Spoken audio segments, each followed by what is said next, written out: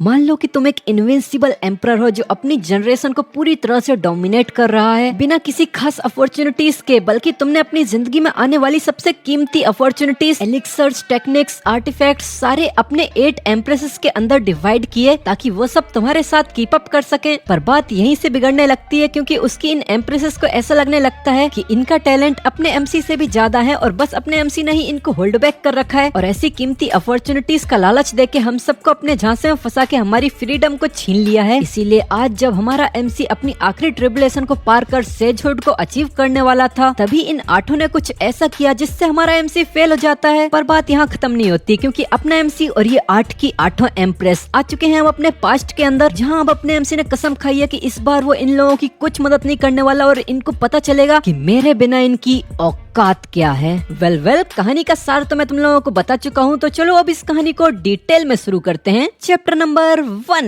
हमें 9 हेवंस के सबसे ऊपर पिनिकल का सीन दिखाया जाता है। चारों तरफ हरियाली और खूबसूरत सीनरी है। एक काफी लग्जूरियस सेक्ट के दरवाजे के पास एक बूढ़ा आदमी कहता है कि आज हमारे 9 लाइफ वेनरेबल अपने डाव को साबित कर असेंशन के थ्रू सेजहुड को अचीव करेंगे और 9 हेवंस के अंदर अपनी वेल डिजर्व पोजीशन को अचीव करेंगे। ये हमारे और हमारे लोगों के लिए सच में बहुत बड़ी ब्लेसिंग है। आज तुम लोग इस मोन्यूमेंटल फीट को अचीव होता देखोगे, ये तुम्हारा सबसे बड़ा फॉर्चून होने वाला है। तो चलो अब हम रिस्पेक्टफुली अपने हेवनली वेनरेबल 9 लाइफ को वेलकम करते हैं और चलो ट्रिबुलेशन को शुरू किया जाए। इसके इतना कहते ही दरवाजा खुलता है और अपना एमसी अपनी रानियों के साथ बाहर आता है। वेल ऑनेस्टली बोलूं तो टेस्ट बुरा नहीं है। पीछे से कुछ डिसाइपल्स एमसी का ये टोरा देख के थोड़े से रूड कमेंट करने लगते हैं, तो इनके एल्डर्स इन सब का मुंह बंद कराते हुए बताते हैं कि अपना मुंह बंद करो और अपने एल्डर्स की रिस्पेक्ट किया करो, वरना अगर इस बंदे की सटकी तो इसकी ताकत इतनी ज्यादा है कि ये अकेले के दम पे तुम्हारी पूरी क्लैंस को खत्म कर सकता है। पिछले समय में इसने याओ क्लैंस के साथ अकेले बैटल करी और पूरी डीमन डोमेन्स को अकेले के दम पे इनाइलेट करके रख दिया। सामने की तरफ ट्रिबुलेशन शुरू हो चुकी है और हमारी कहानी का मेन कैरेक्टर पूरे कॉन्फिडेंस के साथ इस ट्रिबुलेशन को चैलेंज करते हुए सीधा इसके सेंटर की तरफ ही आगे बढ़ने लगता है। सभी लोग ये देख के हैरान थे और तभी हमें दिखाया जाता है कि ट्रिबुलेशन के अंदर से कोई एल्डर फिगर बाहर आने लगता है। ये देख के हमारा एमसी भी हैरान हो जाता है। एक लड़की बताती है कि ये तो हेवनली वेनरेबल गुजिंग है जो सदियों से आ रही टॉप रैंक ट्रिबुलेशन है। पर एक एल्डर अब भी मानते थे कि हमारे 9 लाइफ वेनरेबल इनविंसिबल हैं। सामने से हमारा एमसी इन वेनरेबल से कहता है क्या हम बैटल शुरू करें। सामने से गुजिंग भी एकदम स्ट्रेट फेस के साथ कहता है चलो शुरू करो। तो ऐसे ही हमारा एमसी और ये वेनरेबल आपस में फाइट करने लगते हैं। इनकी फाइट की वजह से स्पेस भी सेटर होने लगता है और चारों तरफ धमाके और लाइट की आवाजें गूंजने लगती हैं। पर सामने एमसी की एम्प्रेसेस के अंदर फिक्र का नामो निशान नहीं है, बल्कि वो तो ये कहती है कि हम इस समय का काफी लंबे समय से इंतजार कर रहे थे। सामने से वेनरेबल गुजिंग दाओ ऑफ टाइम का इस्तेमाल करते हैं। एल्डर बताते हैं कि इस टाइम टेक्निक की वजह से वेनरेबल गुजिंग के क्लोन्स मल्टीपल टाइमलाइंस के अंदर ट्रेवल कर हमारे हेवनली वेनरेबल को हंट डाउन करेंगे और अगर एक भी टाइमलाइन के अंदर वो एमसी को हंट डाउन करने में सक्सेसफुल हो गए तो यहाँ एमसी की रियल बॉडी काफी ज्यादा घायल हो जाएगी। इस मूव को देख के एमसी की एक एम्प्रेस काफी ज्यादा एक इविल स्माइल देती है, पर सामने से अपना एमसी कहता है ये मूव सच में काफी ज्यादा अच्छी है, पर मैं आपसे माफी मांगना चाहता हूँ क्योंकि हर टाइमलाइन के अंदर मैं एक अनराइवल्ड एग्जिस्टेंस रहा हूँ। पर तभी हमें दिखाते हैं कि हेवनली वेनरेबल गुजिंग अपने एमसी के सारे टाइमलाइंस के अंदर उसे खत्म कर चुके थे और वो कहते हैं कि ये क्या तुम तो अपने ही मुंह से अपनी खाली तारीफें करते जा रहे हो। मैं तो ऑलरेडी हर एक एरा में तुम्हें खत्म कर चुका हूँ। मैंने हर टाइमलाइंस से तुम्हें पूरी तरह से इनाइलेट कर दिया है। ये सुन के तो अपना एमसी को जोर का सदमा लगता है। वो काफी बुरी तरह से घायल होकर जमीन पर गिर जाता है। गुजिंग बताते हैं कि तुम्हारी स्ट्रेंथ सच में एक्स्ट्रा ऑर्डिनरी है, पर अनफॉर्चुनेटली तुम्हारे अंदर यिन यांग दाओ डिवॉल्विंग गू ऑलरेडी अपनी जड़ें जमा चुका है। इसी की वजह से मैंने तुम्हें आसानी से हर टाइम में मार दिया। क्या तुमने इसके बारे में सच में कभी नोटिस नहीं किया? ये सुन के अपना एमसी भी कहता है क्या यिन यांग दाओ डिवॉल्विंग गू ये किसने मेरे आगे चाल चली है। फिर एकदम से उसको रियलाइज होता है और वो अपनी एम्प्रेसेस की तरफ देखते हुए कहता है क्या मुझसे ये मत कहना। वो जब सामने देखता है तो सारी की सारी एम्प्रेसेस एमसी को देख के बहुत जोर जोर से हंसती जा रही थी। हमें बताया जाता है कि ये स्पेसिफिक गू फॉर्मलेस और इंटेंजिबल होता है। इसे सिर्फ यिन यांग यूनियन के द्वारा ही इम्प्लांट किया जा सकता है। सामने वेनरेबल गुजिंग के पास टाइम की पावर है, इसलिए उन्हें एमसी के बारे में सब कुछ पता चल जाता है और वो कहते हैं कि इसका रिजल्ट तो साफ है। मैं जानता हूँ कि तुम गहरे सेंटिमेंट्स और लॉयल्टी वाले आदमी हो। बस ये शर्म की बात है कि जिन औरतों को तुमने अपनी पूरी जिंदगी प्यार किया उन्होंने ही अंत में तुम्हारे ही आगे चाल चली। ये सुन के सामने से एक एम्प्रेस कहती है, क्या सेंटीमेंट, क्या लॉयल्टी, हम तो बस इसकी पावर की वजह से टेरराइज्ड होके रखे हैं। इसने हमें फोर्सफुली पोजेस किया और हमें सदियों से डोमिनेट किया है। दूसरी कहती है, सीनियर ब्रदर, क्या आपको फांग वुक्सी याद है? अगर यहाँ आप न होते तो मैं अभी उसके साथ अपनी अच्छी जिंदगी गुजार रही होती। फिर ये सब अब अपने ही हाथों से एमसी को मारने के लिए अपनी पावर्स को एक्टिवेट करने लगते हैं और सारे फैक्ट्स को उल्टा पुल्टा करते हुए खुद को राइचियस और अपने एमसी को ही डेविल बुलाने लगते हैं। ये देख के अपने एमसी की सटक जाती है। वो पूरे गुस्से के अंदर इन लोगों की तरफ देखता है और कहता है, मुझे मारोगे और वो भी बस तुम चूहे? मैंने तुम्हें इतने अच्छे से ट्रीट किया और मेरे बिना तुम में से कोई एक भी एम्प्रेस के टाइटल के आसपास भी नहीं पहुंच सकता था। मैंने कभी सोचा भी नहीं था कि मेरी इस अच्छाई का रिजल्ट ये धोखेबाजी होगी। वेन एम्प्रेसेस पे हमला करना ही चाहता था, पर तभी पीछे से वेनरेबल गुजिंग उसके ऊपर चिल्लाते हुए अटैक करने लगते हैं, क्योंकि वो उसकी ट्रिबुलेशन है, ऐसे ही वो उसके लिए रुक थोड़ी सकते हैं। ये देख के सभी लोगों को बहुत जोर का सदमा लग रहा था, पर इधर अपना एमसी कहता है, चूंकि अब जबकि मेरी मौत पक्की है तो अब मैं तुम सबको अपने साथ लेके मरूंगा। ये देख के वो एम्प्रेसेस घबराने लग जाती हैं और चिल्लाती है कि वो अपने कल्टीवेशन बेस को ही डेटोनेट कर रहा है, ऐसे तो हम सबको ही ले मरेगा, भागो यहाँ से। पर सामने वाली एम्प्रेस चिल्लाती है, नहीं अब तो बहुत देर हो चुकी है। सामने से रूलर ऑफ टाइम वेनरेबल गुजिंग कहते हैं, ये रेचेड डिस्प्ले क्यों फेलो डाविस्ट, ये लड़ाई तो मुश्किल से सेटिस्फाइंग थी, तुम्हें हराना जब तुम पॉइजन हो रखे हो ये तो बिना ऑनर की जीत है, तो अब मुझे तुम्हें एक और मौका देना चाहिए। फिर हमें दिखाते हैं कि वेनरेबल गुजिंग अपनी पावर्स का इस्तेमाल करते हैं और एमसी और उसकी 8 एम्प्रेसेस को अपने टाइम के वर्लपूल के अंदर खींच ले जाते हैं और वो एक मुस्कुराहट देते हुए कहते हैं, चलो अब अगले राउंड के लिए इन्हें भी तुम्हारे साथ ही आने दो, इस बार मुझे डिसअपॉइंट मत करना। फिर हमें बताया जाता है कि हेवनली वेनरेबल गुजिंग time and space reversal technique को अनलीश करते हैं और हमारे एमसी लुई और उसकी 8 फीमेल एम्प्रेसेस की आत्माओं को 50 साल पास्ट में पहुंचा देते हैं। तो अब हमें पास्ट का सीन दिखाते हैं, जहां अपना एमसी पहुंच के काफी ज्यादा हैरान था और उसी के सामने थी उसकी पहली एम्प्रेस चूलिंग, फ्यूचर की 9 हेवंस स्वॉर्ड मेडन, जो अभी के टाइम पे बस एक सर्वेंट है। वेल बुरी तो नहीं है। पास्ट में आने की वजह से चूलिंग का सर चकरा रहा है और वो जैसे ही सामने अपने एमसी को देखती है उसे एक जोर का सदमा लगता है और वो चिल्लाती है, डेड डेविल मास्टर। वो मनी मन चिल्लाती है, ये कैसे हो सकता है, क्या मैं पास्ट में आ गई, क्या वो सब कुछ सपना था? और सामने इसकी ऐसी भाषा सुन के अपना एमसी मुस्कुराता है और मनी मन सोचता है कि इसके इस रिएक्शन के हिसाब से जरूर ये भी पास्ट में आ गई है। परफेक्ट हेवनली वेनरेबल गुजिंग, आपका बहुत बहुत शुक्रिया मुझे एक और मौका देने के लिए। फिर लुई अपने दोनों पैरों के मोजे उतारने लगता है। ये देख के स्वॉर्ड मेडन थोड़ी कंफ्यूज हो जाती है। फिर लुई हंसते हुए अपने पैरों को आगे करते हुए कहता है कि चल अब मेरे पैर धो। ये सुन के स्वॉर्ड मेडन को एक झटका लगता है, पर वो रिफ्यूज नहीं करती और सीधा एमसी के पैर धोने लगती है। और अपना एमसी यहाँ सोच रहा था, मैं इसकी पिछली हरकत का बदला लेने के लिए अभी से मार सकता हूँ, पर कभी कभी डेथ सबसे क्रूअल पनिशमेंट नहीं होती। अभी के टाइम पे ये मेरे प्रति गुस्से और नफरत से भरी हुई है, अगर मैं अभी इसे मार दूं तो इसे असली दर्द की गहराई का अंदाजा भी नहीं होगा। मैं इसे जीने दूंगा, मैं ये सुनिश्चित करूंगा कि ये सरवाइव करे, बस इसीलिए ताकि ये खुद personally absolute mystery of life को एक्सपीरियंस करे मेरे बिना। फिर वह एक इविल स्माइल देते हुए कहता है, इसमें से कुछ भी सपना नहीं था, हम सब वापस समय में आ चुके हैं। ये सुन के स्वॉर्डमैन काफी ज्यादा हैरान हो जाती है, एकदम शौक से चिल्लाते हैं, व्हाट, हम सब? अब मुझसे ये मत कहना कि एकदम सही। लुई इसकी बात को काटते हुए कहता है कि हेवनली वेनरेबल गुजिंग की स्पेस टाइम टेक्निक हमें वापस समय में ले आई है। उस दिन जो शब्द तूने मुझसे कहे थे वो सब मुझे एकदम क्रिस्टल क्लियर याद हैं। ये सुनने के बाद भी स्वॉर्डमैन का घमंड नहीं कम होता और वो कहती है, तो अब? फिर लुई एकदम इविल स्माइल देते हुए कहता है, इनफ, तुम्हें फ्रीडम चाहिए ना, तो आज से और अभी से तुम आजाद हो। Chapter number 2। लुई खड़ा होता है और एक ड्रॉर के अंदर से एक टोकन को बाहर निकालता है और पूछता है कि इसे ध्यान से देखो, ये क्या है? तो स्वॉर्ड मेडन हिचकिचाते हुए बताती है कि ये मेरा लाइफ टैबलेट है। तभी लुई इसका लाइफ टैबलेट को वहीं का वहीं जला देता है और कहता है, ये लो, मैंने कॉन्ट्रैक्ट टैबलेट को जला दिया है, अब से तुम आजाद हो, अब जब चाहो तब तुम अपने चू स्वॉर्ड मेडन में वापस जा सकती हो। ये सुन के स्वॉर्ड मेडन हैरान तो थी, पर उसके बाद भी वो एकदम स्ट्रेट टोन में एमसी से कहती है, लुई, तुम्हारे पास 9 जिंदगियां थी, फिर भी तुमने अपनी पहली जिंदगी में खुद को सेल्फ डिस्ट्रक्ट करने का क्यों सोचा? पर लुई अब इससे कोई रिलेशन नहीं रखना चाहता था। वो गुस्से में इसकी तरफ मुड़ता है और कहता है, अपने काम से काम रख और दफा हो जाए यहाँ से। ये सुन के स्वॉर्ड मेडन भी यहाँ से जाने लगती है और कहती है, ठीक है, चूंकि हम सब अब रिबॉर्न हो चुके हैं तो मैं भी कसम खाती हूँ कि तुझे बहुत ही घिनौना अंत दूंगी। वो यहाँ से जाते हुए मनी मन सोच रही थी, लुई, मेरे पास इनेट स्वॉर्ड बॉडी है, अगर ये तेरी वजह से ना होता तो मेरी जिंदगी काफी ज्यादा ग्लोरियस होती। फिर वो यहाँ से बाहर निकलते हुए एकदम इमोशनल टोन में कहती है, फादर, मदर, ब्रदर, आपकी लिंगर अब वापस आ रही है और पीछे से लुई इसको इतने इमोशनल तरीके से चू सॉर्ड मैनर की तरफ जाते हुए देख के एकदम इविल स्मेल देता है और कहता है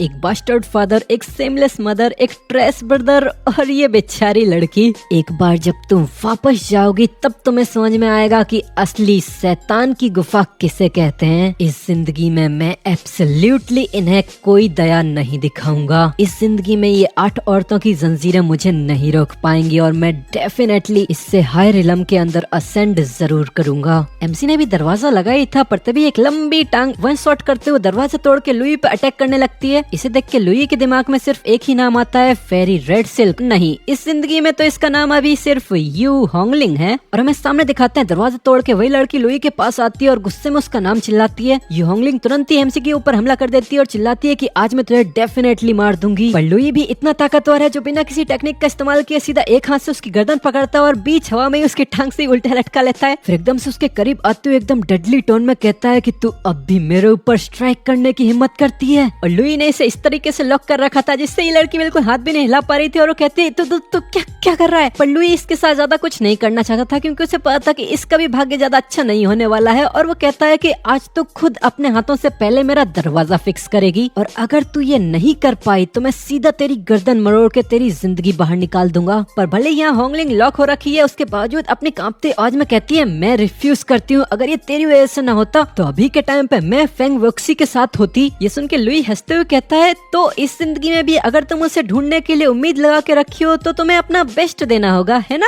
ये सुन के इसकी टाइट फेस हो जाती है और वो एकदम कांपती आवाज में कहती है मैं फिक्स करती हूँ, मैं फिक्स करूंगी, प्लीज छोड़ो। पर लुई तो इसकी गर्दन को और जोर से दबाता ही जा रहा था। वो मनी मन सोचती है damn it, even past life में आने के बावजूद मैं इसका कोई मैच नहीं हूँ। इसके हाँ करते ही लुई एकदम कीड़े मकोड़ों की तरह इसे पकड़ के सीधा नीचे फेंक देता है और कहता है तो काम पे लग जा और मेरे वापस आने तक अगर मुझे ये दरवाजा फिक्स नहीं मिला तो तू खत्म है। होंगलिंग जैसे तैसे करके खड़ी होती है और एमसी के ऊपर चिल्लाते हुए कहती है कि लुई कम से कम हमारी पास्ट लाइफ में हम दोनों डाउ कंपेनियंस थे, तो मुझे ऐसे कैसे ट्रीट कर सकते हो। ये सुन के लुई बिना किसी इमोशन के एकदम डेडली टोन में कहता है वो तो पास्ट में था ना कि अब। इस जिंदगी में हम दोनों एक दूसरे के लिए कुछ भी नहीं है। ये सुन के तो होंगलिंग को भी एक जोर का झटका लगता है। फिर हमारा सीन चेंज होता है और हमें काफी ज्यादा सुंदर से गार्डन वाले एरिया को दिखाते हैं जहाँ लुई भी चलता हुआ आ गया है। यहाँ भी एक काफी ज्यादा खूबसूरत एंजेलिक ब्यूटी बाई क्विलांग गार्डन का ध्यान रख रही है। ये लुई को यहाँ सेंस कर लेती है और सामने जब लुई की तरफ देखती है तो वहीं लुई बाई क्विलांग को अपना मास्टर बुलाते हुए उन्हें ग्रीट करता है। पर लुई को देख के बाई क्विलांग काफी ज्यादा हैरान हो जाती है और वो एकदम से पूछती है कि तुम्हारे पास अब सिर्फ एक ही जिंदगी क्यों बची है। अपने मास्टर को सवालात करता देख के लुई हिचकिचाने लग जाता है और वो अपना सर खुजाते हुए कहता है आपके इस डिसाइपल के पास स्किल की थोड़ी कमी है। एक कल्टीवेशन सेशन के दौरान अपने ब्रेक थ्रू को फोर्स करने के लिए मैंने अपनी 9 जिंदगियों को एक ही के अंदर मिला दिया, इसीलिए अब मेरे पास सिर्फ एक ही लाइफ है। ये सुन के बाई क्विलांग एकदम गुस्से में इसकी तरफ देखते हुए कहती है कि मैंने केओस यिन की पावर को सप्रेस करने का एक तरीका ढूंढ लिया है, तो हमारी पास्ट लाइफ में जितने भी इवेंट्स हुए हैं उन्हें एक सपना समझकर भूल जाओ। हम एब्सोल्युटली ऐसी चीजों को दोबारा नहीं होने दे सकते। अगर ऐसे घटिया और ट्रेटरस थॉट्स तुम्हारे दिमाग में दोबारा आए तो मैं इस सेक्ट से तुम्हारा नामो निशान मिटाने के लिए एक पल को भी नहीं हिचकिचाऊंगी। तो लुई भी एकदम स्ट्रेट लुक के साथ कहता है कि ये डिसाइपल आपके शब्दों को अपने दिल में कार्व करके रखेगा। और वो मनी मन हंसते हुए सोच रहा था क्या तुम्हें सच में लगता है कि तुमने कोई तरीका ढूंढ लिया है। अगर मैंने खुद उस केओस यिन पॉइजन को अपनी बॉडी के अंदर ट्रांसफर ना किया होता तो तुम्हें सच में लगता है कि तुम एक टियान एम्प्रेस के तौर पे असेंड भी कर सकती थी। ओह, तो ये बाई क्विलांग भी एमसी की एक एम्प्रेस है जो पास्ट में यहाँ एमसी की मास्टर है। फिर अपना सीन चेंज होता है। एमसी एक पहाड़ी पे आगे बैठता है और कहता है नहीं, मेरा कल्टीवेशन बेस भी वापस से पीछे आके क्यूआई कंडेंसेशन रिलम की 5th स्टेज पे आ चुका है। लगता है कि मुझे दोबारा से सब कुछ ग्राइंड करना पड़ेगा। पुराने दोस्त, क्या तुम अब भी मेरे साथ हो। तभी एमसी के सामने एक सिस्टम की नोटिफिकेशन खुल जाती है जहाँ पर 3 ऑप्शन आ जाते हैं, कल्टीवेशन, रिडक्शन, इनलाइटमेंट। फिर एक रोबोटिक आवाज आती है, मैं यही हूँ होस्ट, आपको क्या चाहिए। ये आवाज सुन के एमसी रिलैक्स फील करता है और कहता है थैंक गुडनेस, तुम भी मेरे साथ ही चिपक के आ गए। पर वेट, क्या अब तुम्हें चलने के लिए एनर्जी नहीं चाहिए। तो एक और डिंग करके आवाज आती है कि अब मैं खुद हेवनली डाउ बन चुका हूँ तो मुझे एनर्जी की क्या ही जरूरत। जो सुन के लुई कहता है हाँ बात तो सही है, पर हेवनली डाउ के तौर पे तुम कुछ ज्यादा ही रूथलेस नहीं हो। पूरे सदियों की सबसे खतरनाक टॉप टियर ट्रिबुलेशन को मेरे सर पे ही गिराना जरूरी था क्या। तो सामने से आवाज आती है बिल्कुल जरूरी था, आफ्टर ऑल तुम मेरे होस्ट हो तो मुझे तो तुम्हारे लिए अल्टीमेट चैलेंज तैयार करना जरूरी था। ये सुन के एमसी का सारा मुंह उतर जाता है और कहता है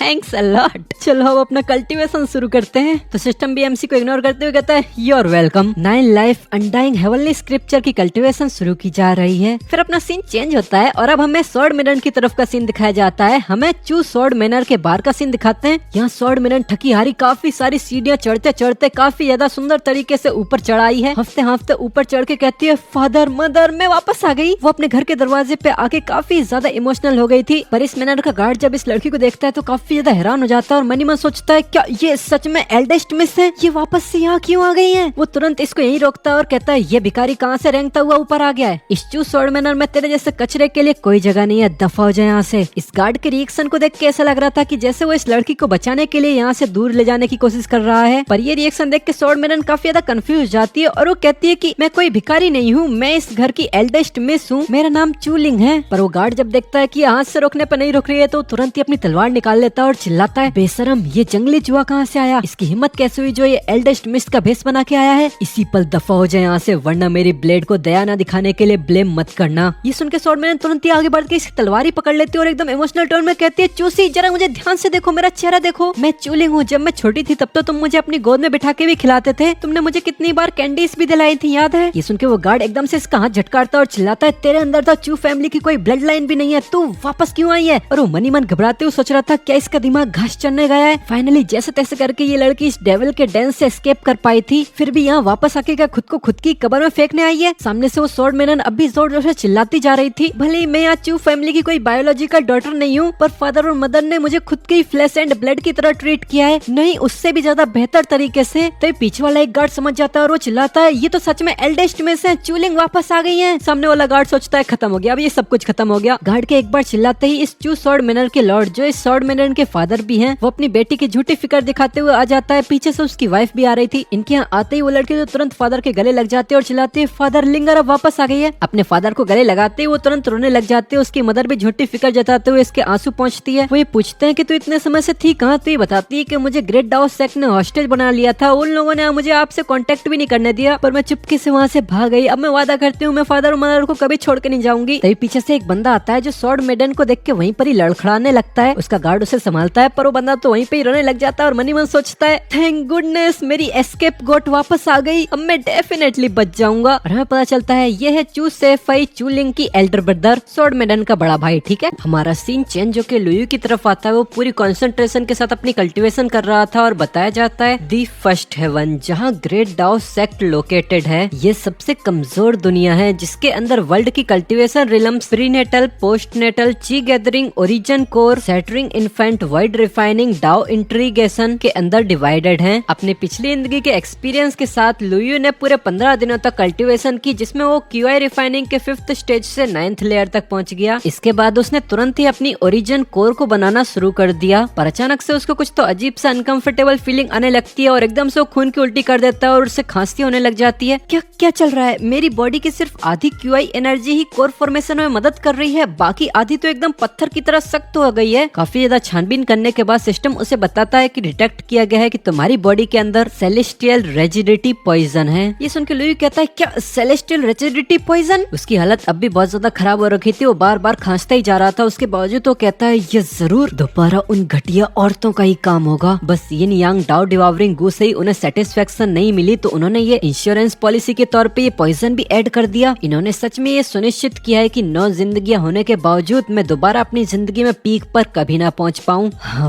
पर उन्हें अब भी नहीं पता कि मेरे हाथ में अब भी एक हुक्म का इक्का है। वो अपना हाथ घुमाता है जिससे उसके सामने काफी बड़ी सिस्टम की स्क्रीन खुल जाती है जिसके अंदर कुछ तो अजीब सा लिखा हुआ था और वो कहता है सिस्टम क्या यहाँ इस पॉइजन को न्यूट्रलाइज करने का कोई मेथड है। तो उसका सिस्टम बिल्कुल शांत आवाज में बताता है हाँ बिल्कुल, तुम्हें बस ब्रेक थ्रू करके ओरिजिन कोर रिलम पे पहुंचना है और अपनी ट्रू ची का स्ट्रक्चर बदल के ट्रू एसेंस में कन्वर्ट करना है। इससे नेचुरली रेजिडिटी पॉइजन डिसॉल्व हो जाएगा। ये सुन के लुयू कंफ्यूज हो जाता है और वो कहता है क्या ओरिजिन कोर पे ब्रेक थ्रू करना होगा, पर अभी के तौर पे तो मैं अपनी बॉडी की सिर्फ आधी क्यूआई एनर्जी ही मोबिलाइज कर सकता हूँ। आधी एनर्जी सॉलिड हो जाने की वजह से ये तो इम्पॉसिबल है कि मैं ओरिजिन कोर रिलम पे ब्रेक थ्रू कर पाऊँ। फिर उसे कुछ याद आता है जिससे उसका चेहरा खिल उठता है और वो हंसते हुए कहता है वेट, मुझे अब याद आया, मैंने अपनी पिछली जिंदगी में एक बार परफेक्ट रिटर्न टू ओरिजिन पिल बनाई थी। उसे कंज्यूम करने से मैं फोर्सफुली ओरिजिन कोर रिलम पर ब्रेक थ्रू कर सकता हूँ। हालांकि अभी के टाइम पे तो मैं वो पिल नहीं बना सकता क्योंकि perfect return to origin pill in incredibly rare होती है। हाँ, पर मेरी पिछली जिंदगी में यहीं पर ग्रेट डाउ सेक्ट में ही मैंने एक perfect return to origin pill Yue Hongling को गिफ्ट की थी। फिर एकदम से वो गुस्से में अपनी भौहें सिकोड़ता है और एकदम डेडली टोन में कहता है, पर इस जिंदगी में तो ऐसा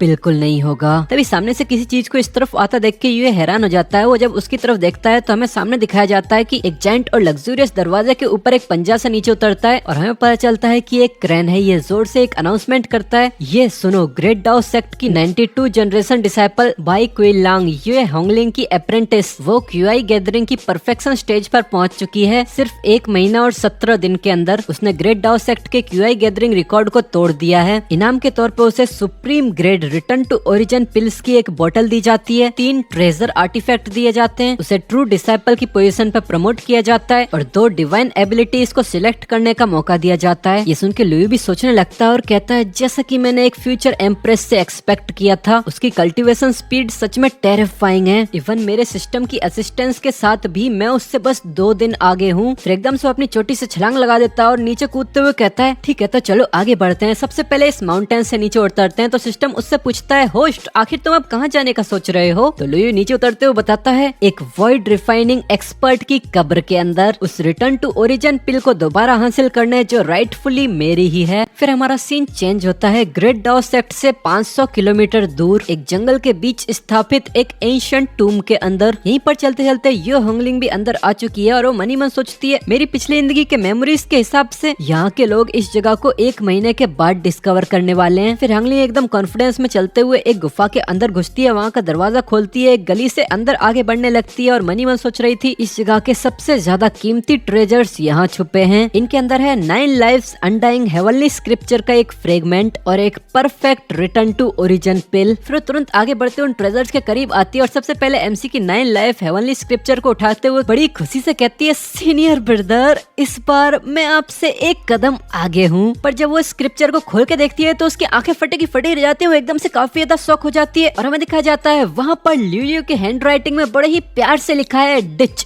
यू आर टू लेट। और वहाँ तो बड़े प्यार से आराम आराम से उसके लिए बहुत ही सुनहरी ड्राइंग्स भी की गई थी। ये देख के होंगलिंग कांपती आवाज में कहती है, ये और एकदम से उस किताब को नीचे पटकते हुए चिल्लाते हैं, लुयू you son of a bitch. और जैसे वो किताब को नीचे फेंकती है वैसे ही काफी सारी येलो कलर की गोल्डन लेजर लाइट्स एक्टिवेट हो जाती है और उसे चारों तरफ से घेरने लगती हैं। ये देख के वो काफी ज्यादा हैरान हो जाती है और वो एकदम से ऊपर देखते हुए चिल्लाती है, लुयू मुझे जाने दे यहाँ से। वैसे ही फालतू चिल्लाती रहती है पर उसकी सुनने के लिए यहाँ कोई नहीं था। फिर हमारा सीन चेंज होता है और हमें 3 दिनों के बाद का सीन दिखाते हैं। हमें दिखाया जाता है यू होंगलिंग बहुत ही ज्यादा गुस्से में अब एमसी के घर की तरफ आ रही है। एकदम से अंदर आते हुए लात मार के दरवाजा खोलती है और चिल्लाती है, यूए अपना पिछवाड़ा लेके यहाँ से बाहर निकल। और जैसा कि हम देख ही सकते हैं उसकी बॉडी पे काफी ज्यादा घाव इंजरीज हो रखी हैं, पर ये देखने से उतनी भी ज्यादा सीरियस तो नहीं लग रही है। इसी की वजह से काफी ज्यादा गुस्से में इधर घुसाई है सीधा। और वैसे इस सीरीज में ज्यादातर लोगों के नाम मुझे सेम टू सेम ही नजर आ रहे हैं, तो मैं नाम थोड़ा बदलने का सोच रहा हूँ। इसका नाम है यू होंगलिंग, तो हम इसको गुस्सेल औरत बुलाएंगे। ये काफी ज्यादा परफेक्ट नाम है इसके लिए। ये गुस्सेल औरत सीधा एमसी का दरवाजा तोड़ती है, अंदर घुसने की कोशिश करती है और एमसी के ऊपर ही चिल्ला रही थी। पर तभी एक एनर्जी पाम अटैक आता है जो सीधा इसके पेट में लगता है और इसकी जोर से चीख निकलती है और ये दूर जाके खिसकती हुई यहाँ से जाती है और सीधा एमसी के घर के आंगन में ही जाके गिरती है। वो अपने दांत पीसते हुए आ ऊ करके चिल्ला रही थी, तभी सामने से एक आवाज आती है, क्या तेरी माँ ने कभी ये सिखाया नहीं कि किसी एक घर में एंटर करने से पहले दरवाजा खटखटाया जाता है? ये सुनने के बाद होंगलिंग काफी ज्यादा हैरान हो गई थी और वो मनी मन सोचती है, लुई तू अब कुछ ज्यादा ही आगे जा रहा है, यहाँ तेरे सामने झुकने से पहले मैं मरना पसंद करूंगी। पर ये सब सिर्फ वो मनी मन कर सकती है क्योंकि रियलिटी में तो वो सिर्फ गुस्से के मारे अपने बाल ही चबा सकती है। पर यहाँ बात यह है कि इसे लुयू की जरूरत है, इसीलिए वो बड़े प्यार से खड़ी होती है और दरवाजा खटखटाते हुए कहती है, सीनियर ब्रदर प्लीज दरवाजा खोल सकते हो क्या आप? तो अंदर से आवाज आती है, दफा हो जाए यहाँ से। ये सुन के गुस्सेल औरत को और भी ज्यादा गुस्सा आ जाता है और वो फटाफट से बहुत जोर जोर से दरवाजा खटखटाते हुए चिल्लाने लगती है, क्या तुमने उस टॉम के अंदर से परफेक्ट रिटर्न टू ओरिजिन पिल ली है? पर तभी कई सारे एनर्जी अटैक्स आते हैं जो सीधे दरवाजा खुल के इसी को ही हिट होते हैं। डायरेक्ट हिट की वजह से ये दूर उड़ती जाती है, पर एकदम से अपने बैलेंस संभालते हुए मनी मन सोचती है, अंदर ही रख, गुस्सा मत हो बिल्कुल नहीं। फिर एकदम से अपने दांत पीसते हुए कहती है, मैं तुमसे दोबारा पूछ रही हूँ, क्या तुमने उस टूम के अंदर से परफेक्ट रिटर्न टू ओरिजिन पिल ली? तो एमसी की शांत आवाज आती है, नहीं दफा हो जाए यहाँ से। ये सुन के इस गुस्सेल औरत को अब और भी ज्यादा गुस्सा आ जाता है और वो अपने भी पावर्स बनाते हुए सीधा लुई के ऊपर अटैक करने के लिए टूट पड़ती है और चिल्लाती है, तेरे अंदर उसे लेने की हिम्मत है पर उसे लेना एडमिट करने की नहीं। लुई अब मैं तुझसे मौत तक लड़ूंगी। पर तभी उसके सामने एमसी की मास्टर आ जाती है और वो अपना ऑरा रिलीज करती है, होंगलिंग को वहीं पर ही रोक देती है और कहती है, होंगलिंग शांत हो जाओ। ये सुन के होंगलिंग का सारा गुस्सा चला जाता है और वो कहती है मास्टर। फिर एकदम से वो घुटनों पे जाती है और एकदम बच्चों की तरह होते और चिल्लाने लग जाती है मास्टर उसने मुझे मारा। वो सिसकियां भरते हुए अपने मास्टर को और भी ज्यादा बड़ा चढ़ा के बताती है। तो यहाँ पर इसकी मास्टर एमसी की तरफ मुड़ती है और कहती है लुयू तुमने अपनी ही जूनियर सिस्टर पे हाथ क्यों उठाया? वैसे मैंने पिछले एपिसोड में तुम लोगों से कहा था कि एमसी की मास्टर शायद उसकी पिछली जिंदगी में वाइफ रही होगी, पर शायद ऐसा नहीं है क्योंकि ना तो हमें अब तक कुछ बताया गया है इस बारे में और ना ही इसका रिएक्शन देख के ऐसा लग रहा है। उसकी मास्टर होने की वजह से शायद उसे इतना पता है कि एमसी के पास 9 जिंदगियां थी, अब उसके पास एक ही बची है, तो शायद वो अपनी 8 जिंदगियां बिता के काफी गुस्से के साथ यहाँ पास्ट में आ गया है। और बाकी स्टोरी हमें बाद में तो पता चली जाएगी, अभी के लिए कंटिन्यू करते हैं। इधर जब इसकी मास्टर लुयू से ये सवाल पूछती है तो लुयू अपनी आंखें खोलते हुए गुस्से में कहता है वो बिना दरवाजा खटखटाए अंदर घुसी चली आ रही थी, इसके अंदर कोई मैनर्स है ही नहीं। तो उसकी मास्टर बड़ी आराम से होंगलिंग की तरफ जाती है और उसे उठाते हुए कहती है पर फिर भी आफ्टर ऑल ये तुम्हारी जूनियर सिस्टर है।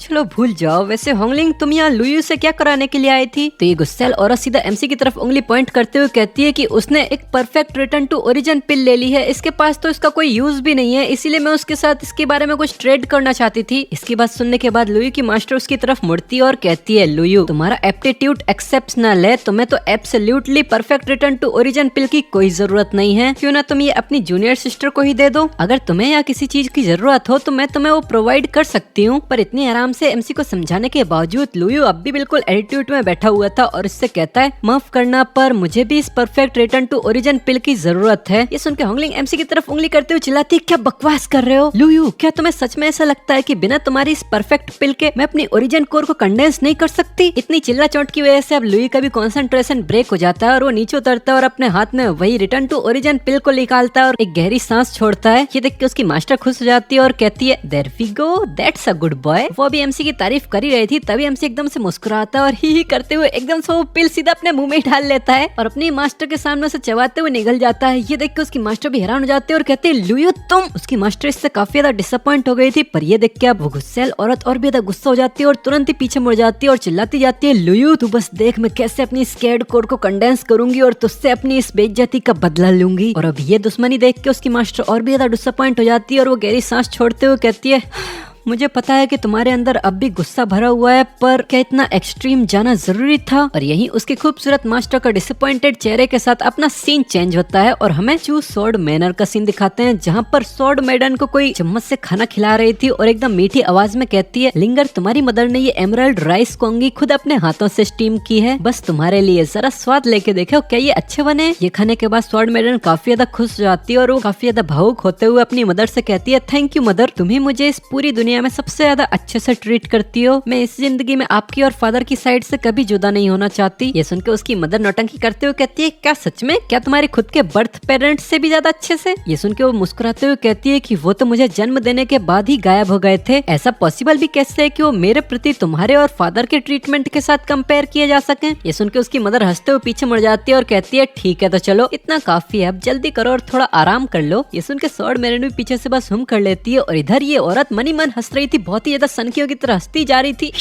हम बच गए, हम फाइनली बच गए, हमारी पूरी फैमिली अब सेफ है। और पीछे स्वॉर्ड मैडन को बहुत जोर से नींद आने लग जाती है और वो एकदम हिचकिचाते हुए कहती है मदर मुझे अचानक से इतना ज्यादा नींद क्यों आ रही है? तो उसकी मदर मुस्कुराते हुए पीछे मुड़ती है और कहती है कि अगर तुम्हें नींद आ रही है तो बस थोड़ा सो लो। पीछे स्वॉर्ड मैडन को इतनी जोर से नींद आने लग जाती है कि वो तुरंत ही बेड पे गिर जाती है और अपना सर पकड़ते हुए मनी मन सोचती है कितना अजीब है, मुझे अचानक से इतनी जोर से नींद क्यों आने लगी और मुझे ये इतनी अनकंफर्टेबल फीलिंग क्यों आ रही है? फिर एकदम से वो सीधी लेट जाती है और अपना ऑरा रिलीज करते हुए मनी मन कमांड देती है सर्कुलेट ग्रेट स्लॉटरर्ड स्वॉर्ड स्क्रिप्चर। बताओ मेरे शरीर के साथ क्या गड़बड़ है? जो रिजल्ट उसे देखने को मिलता है उससे काफी ज्यादा हैरान हो जाती है। वो एकदम शौक के साथ मनी मन सोचती है क्या मुझे जहर दे दिया गया है? मैं ऐसे कैसे पॉइजन हो सकती हूँ? क्या ये हो सकता है कि वो एमराल्ड राइस कोंगी? इतना सोचते ही वो अपने ऑरा को रिलीज करते हुए अपना पेट पकड़ लेती है और मनी मन सोचती है इम्पॉसिबल, मदर ने तो वो पोरेज अपने ही हाथों से बनाई थी, वो मुझे क्यों नुकसान पहुंचाएंगी? तभी उसका दरवाजा खटखटाया जाता है और सामने से आवाज आती है लिंगर क्या तुम अभी तक सो गई हो? ये सुन के लिंगर काफी ज्यादा हैरान हो जाती है, वो कंफ्यूज होने लगती है। तो बिना सोचे समझे वो सीधा अपने पलंग पे लेट जाती है और अपने चादर से खुद को कवर करने लगती है और आंखें बंद करके एकदम ऐसा नाटक करने लगती है जैसे कि वो सो गई हो। और अचानक से उसके रूम का दरवाजा खुलता है, उसकी मदर कुछ 3 लोगों के साथ अंदर आती है और एक क्रीपी डरावनी आवाज में कहती है लो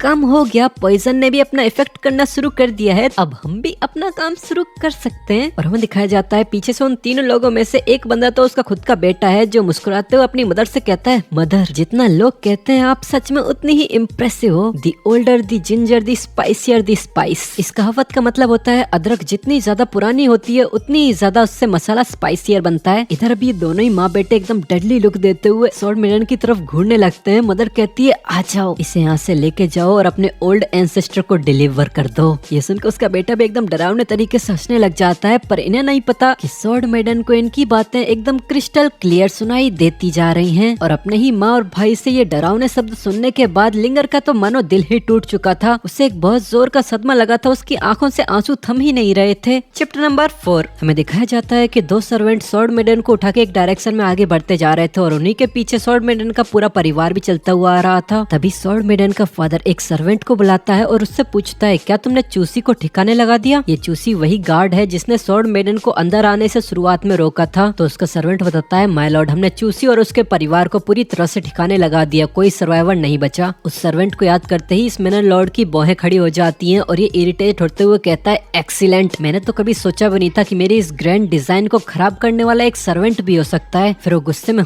करते हुए तिरछी तिरछी नजरों से अपने बेटे की तरफ देखता है और कहता है, अगर ये अचानक खुद से भागते भागते वापस यहाँ अपनी जिंदगी खत्म करने ना आई होती तो यहाँ स्वॉर्ड सैक्रिफाइस में ऑफरिंग के तौर पे तू जा रहा होता। यहाँ तेरी जिंदगी बच गई तो अब इसे सबक के तौर पे लेना और दारू और नशे में अपने दिन बर्बाद करना बंद कर और थोड़ा अपने दिमाग भी इस्तेमाल कर। पर वो कहावत तो तुमने सुनी ही होगी, जैसा बाप वैसा बेटा। इसका बेटा अपने फादर के सारे सपनों को हवा में उड़ा देता है और एकदम चैन की सांस भरते हुए कहता है, हाँ फादर, मैं गलत था, मैं वादा करता हूँ कि अब से मैं अच्छे पूरे मेहनत से कल्टीवेट करूंगा। यहाँ इन लोगों को ये नहीं पता कि स्वॉर्ड मेडन यहाँ इन सब की सारी बातें सुनती जा रही है और वो ये देख के काफी ज्यादा रोने लग जाती है कि ये लोग कह रहे हैं कि मैं यहाँ अपनी जिंदगी खोने के लिए वापस आई हूँ, एक सेक्रीफाइस, तो इस मकसद के लिए इन लोगों ने मुझे बड़ा किया। तभी पीछे से उसका ब्रदर उसे देख के लात टपकाने लगता है और एकदम डार्क लुक में कहता है, चूंकि अब ये वैसे भी मरने ही वाली है तो क्यों ना मैं ही पहले इसके साथ थोड़े मजे कर लूं।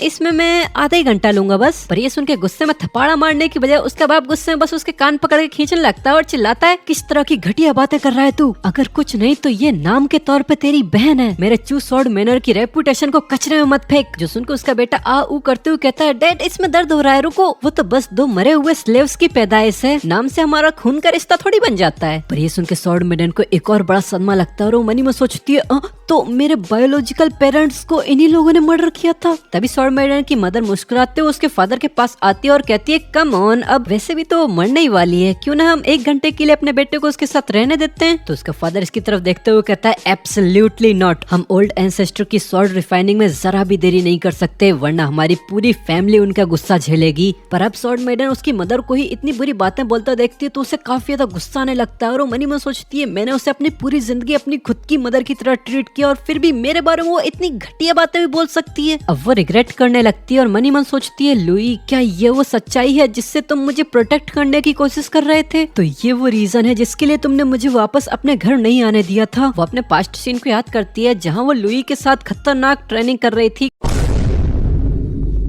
कुछ ज्यादा ही खतरनाक। और वो ट्रेनिंग करते हुए अपने एमसी से कहती है, यंग मास्टर, मैं आपसे भीख मांगती हूँ, प्लीज प्लीज मुझे जाने दो, मुझे अपने पेरेंट्स की बहुत ज्यादा याद आ रही है। पर अपना एमसी मुस्कुराते हुए इसे दिलासा देते हुए कहता है, वो तो तुम्हारे बायोलॉजिकल पेरेंट्स भी नहीं है, क्यों इतनी जल्दबाजी कर रही हो वापस जाने के लिए? जो सुन के स्वॉर्ड मेडन गुस्से के मारे अपना मुंह फुला लेती है और अपना मुंह मोड़ते हुए कहती है कि वो तो मुझे इतना अच्छे से ट्रीट करते हैं जितना कभी मेरे बर्थ पेरेंट्स भी ना करते। इसे ऐसे गुस्सा होता देख के लुई मुस्कुराते हुए कहता है, ठीक है, चलो तुम तब तक इंतजार करो जब तक मैं अपनी उस स्वॉर्ड को रिफाइन करना कंप्लीट ना कर लूं, देन मैं तुम्हें खुद से तुम्हारे घर लेके जाऊंगा। जो सुन के ये लड़की एमसी के पास आती है और एकदम मीठी आवाज में कहती है, यंग मास्टर, किस तरह की बकवास कर रहे हो आप? किस तरह की तलवार को रिफाइन होने में इतना ज्यादा टाइम लगता है? आप तो डेफिनेटली दोबारा मुझे किसी बच्चे की तरह बहला फुसला के यहीं पर रोकने की कोशिश कर रहे हो। फिर अपना सीन चेंज होता है। जब स्वॉर्ड मैनर चू स्वॉर्ड मैनर में पहुंचती है तो वहाँ पर उसे उसका पूरा मैनर जलता हुआ दिखाई देता है। जो सुन के घुटनों पे जाती है और रोते रोते कहती है, डैड, मॉम, लिंगर को आने में बहुत देर हो गई। तब से से ही उसके मन में लुई के खिलाफ नफरत भर जाती है और वो कसम खा लेती है कि लुई कमीने ये सब तेरी गलती है, मैं तो उससे इसका बदला जरूर लूंगी। यहाँ रियलिटी में उसे काफी ज्यादा रिग्रेट होने लगती है और वो मन ही मन सोचती है लुई तो जिस स्वॉर्ड की तुम बात कर रहे थे वो एक्चुअली एक डिमोनिक स्वॉर्ड है। इसके इतना सोचते ही अपना सीन चेंज होता है। इसी सेम टाइम पर अपना एमसी भी सिस्टम की हेल्प से ये पूरा का पूरा सीन HD क्वालिटी में देख रहा था और उसे भी इन सब की बातें सुनाई दे रही थी, जो सुन के यहाँ सामने से सिस्टम MC से कहता है होस्ट ये तो सच में शर्म की बात है कि ये इस टाइम पे बेहोश पड़ी है और इस चू फैमिली की बातें सुन नहीं सकती। सामने से लुई भी ये सब देख रहा था और वो सिस्टम की बात सुन के मुस्कुराने लगता है और वो हंसते हुए कहता है हाँ, एक ग्रेट एम्परर रिलम से वापस पास्ट में आया हुआ व्यक्ति आखिर कैसे ही एक चिंदी से स्लीपिंग ड्रग के एक डोज से बेहोश हो सकता है। अभी इस मोमेंट पे वो बस इस रियलिटी को एक्सेप्ट करने के लिए खुद ही रिफ्यूज कर रही है। तो सिस्टम लुई से पूछता है होस्ट क्या आप उसे बचाने का सोच रहे हो? ये सुन के सामने से लुई एक कंफर्टेबल पोज लेता है और मुस्कुराते हुए कहता है क्या उसे बचाऊं? उसे ऐसे सफर करता देख के मुझे अभी जो सेटिस्फेक्शन हो रही है इससे ज्यादा खुशी तो मुझे कहीं नहीं मिलेगी। फिर आखिर ये एक एम्परर रिलम की रिटर्नी है, उसे अब खुद को बचाने के लिए मेरी जरूरत नहीं। फिर अपना सीन चेंज होता है जहाँ पर ये सभी लोग आगे बढ़ रहे हैं स्वॉर्ड फोर्जिंग ग्राउंड्स के पास। यहाँ पूरी चू फैमिली एक मेंशन के आगे आती है और सामने स्वॉर्ड मेडन को लेटा के उसी के पीछे घुटनों पे बैठ जाती है और आगे से स्वॉर्ड मेडन का फादर सामने बैठे अपने एंसेस्टर को ग्रीट करता है। मेंशन के आगे एक शैडो था जो धीरे धीरे करके विजुअल होने लगता है और हमें दिखाते हैं ये एक बूढ़ा है चू केनसेंग जो चू स्वॉर्ड मैनर का एक ओल्ड एंसेस्टर है। ये ग्रीटिंग सुन के अपनी आंखें खोलता है और सामने स्वॉर्ड मेडन की तरफ देखने लगता है और एक झलक इसकी बॉडी को निहारते हुए कहता है एक्सीलेंट, अब इसे मेरे हवाले कर दो। फिर वो खड़ा होकर आगे बढ़ने लगता है और पीछे मुड़ के कहता है शाओटियान और शेफे तुम यहीं पर रहो और इस डिमोनिक स्वॉर्ड सेरेमनी को कंप्लीट होते हुए देखो। जो सुन के स्वॉर्ड मेडन का फादर और ब्रदर दोनों ही एंसेस्टर के सामने झुक के उसे धन्यवाद कहते हैं। फिर ये एंसेस्टर आगे बढ़ता है और किसी कोल्ड्रोन के अंदर आग जलाने लगता है। ये आग धीरे धीरे करके बढ़ने लगती है और इसी कोल्ड्रोन के अंदर एक तलवार तैर रही थी। इस तलवार को देखने से तो कोई नहीं कहेगा कि ये कोई डिमोनिक स्वॉर्ड है, पर जैसे ही कोई इसके करीब आएगा तो इसका ऑरा फील करते ही कोई समझ जाएगा कि ये एक टेरिफाइंग और डिमोनिक एग्जिस्टेंस है। सामने से वो ओल्ड एंसेस्टर इसकी तरफ देखते हुए लालच भरी निगाहों के साथ हंसने लगता है और कहता है कि ये डिमोनिक स्वॉर्ड मेरे 30 साल से भी ज्यादा के लाइफ ब्लड को कंज्यूम कर चुकी है और अब बस एक फाइनल स्टेप बची है, फिर मैं इस डिमोनिक स्वॉर्ड को रिफाइन कर अपनी बना लूंगा। ये सुन के सामने से स्वॉर्ड मेडन का फादर हंसने लग जाता है और ओल्ड एंसेस्टर को कांग्रेचुलेट करते हुए कहता है कांग्रेचुलेशन ओल्ड एंसेस्टर, जैसे ही आप इस डिमोनिक स्वॉर्ड को रिफाइन कर लोगे वैसे ही आप एक ही स्टेप के अंदर सैटरिंग इन्फेंट रिलम में असेंड कर जाएंगे। ये सुन के वो एंसेस्टर भी हंसने लगता है और अपना हाथ उठा के कहता है चलो अब शुरू करते हैं। उसके हाथ घुमाने से काफी सारी फायर से कवर्ड ब्लैक तलवारें सीधा उस डिमोनिक स्वॉर्ड की तरफ आगे बढ़ने लगती हैं। रिचुअल शुरू हो जाता है, वो डिमोनिक स्वॉर्ड भी इससे रिएक्ट करने लगती है। वो एंसेस्टर कुछ अजीब मंत्र पढ़ता है, फिर कहता है सैक्रिफाइस टू दिस स्वॉर्ड। सामने से स्वॉर्ड मेडन का फादर खुद स्वॉर्ड मेडन को अपनी बाहों में लिए आगे बढ़ने लगता है और सीढ़ियां चढ़ के कहता है आज तो हमारी चू क्लैन के लिए स्वॉर्ड सैक्रिफाइस के तौर पर सर्व कर रही हो, आखिर तुम्हें इतने सालों तक बड़ा करना फालतू तो नहीं गया। फिर वो बिना एक पल भी हिचकिचाए सीधा स्वॉर्ड मेडन को इसी फायर से भरे कोल्ड्रोन के अंदर फेंक देता है। स्वॉर्ड मेडन भी बिना किसी रेसिस्टेंस के इस कोल्ड्रोन के अंदर गिरती जाती है। ये सब देख के पीछे से उसका भाई एकदम से अपनी जुबान बाहर निकालते हुए आहें भरते हुए कहता है क्या वेस्ट था, कितना ट्रेजिक वेस्ट था।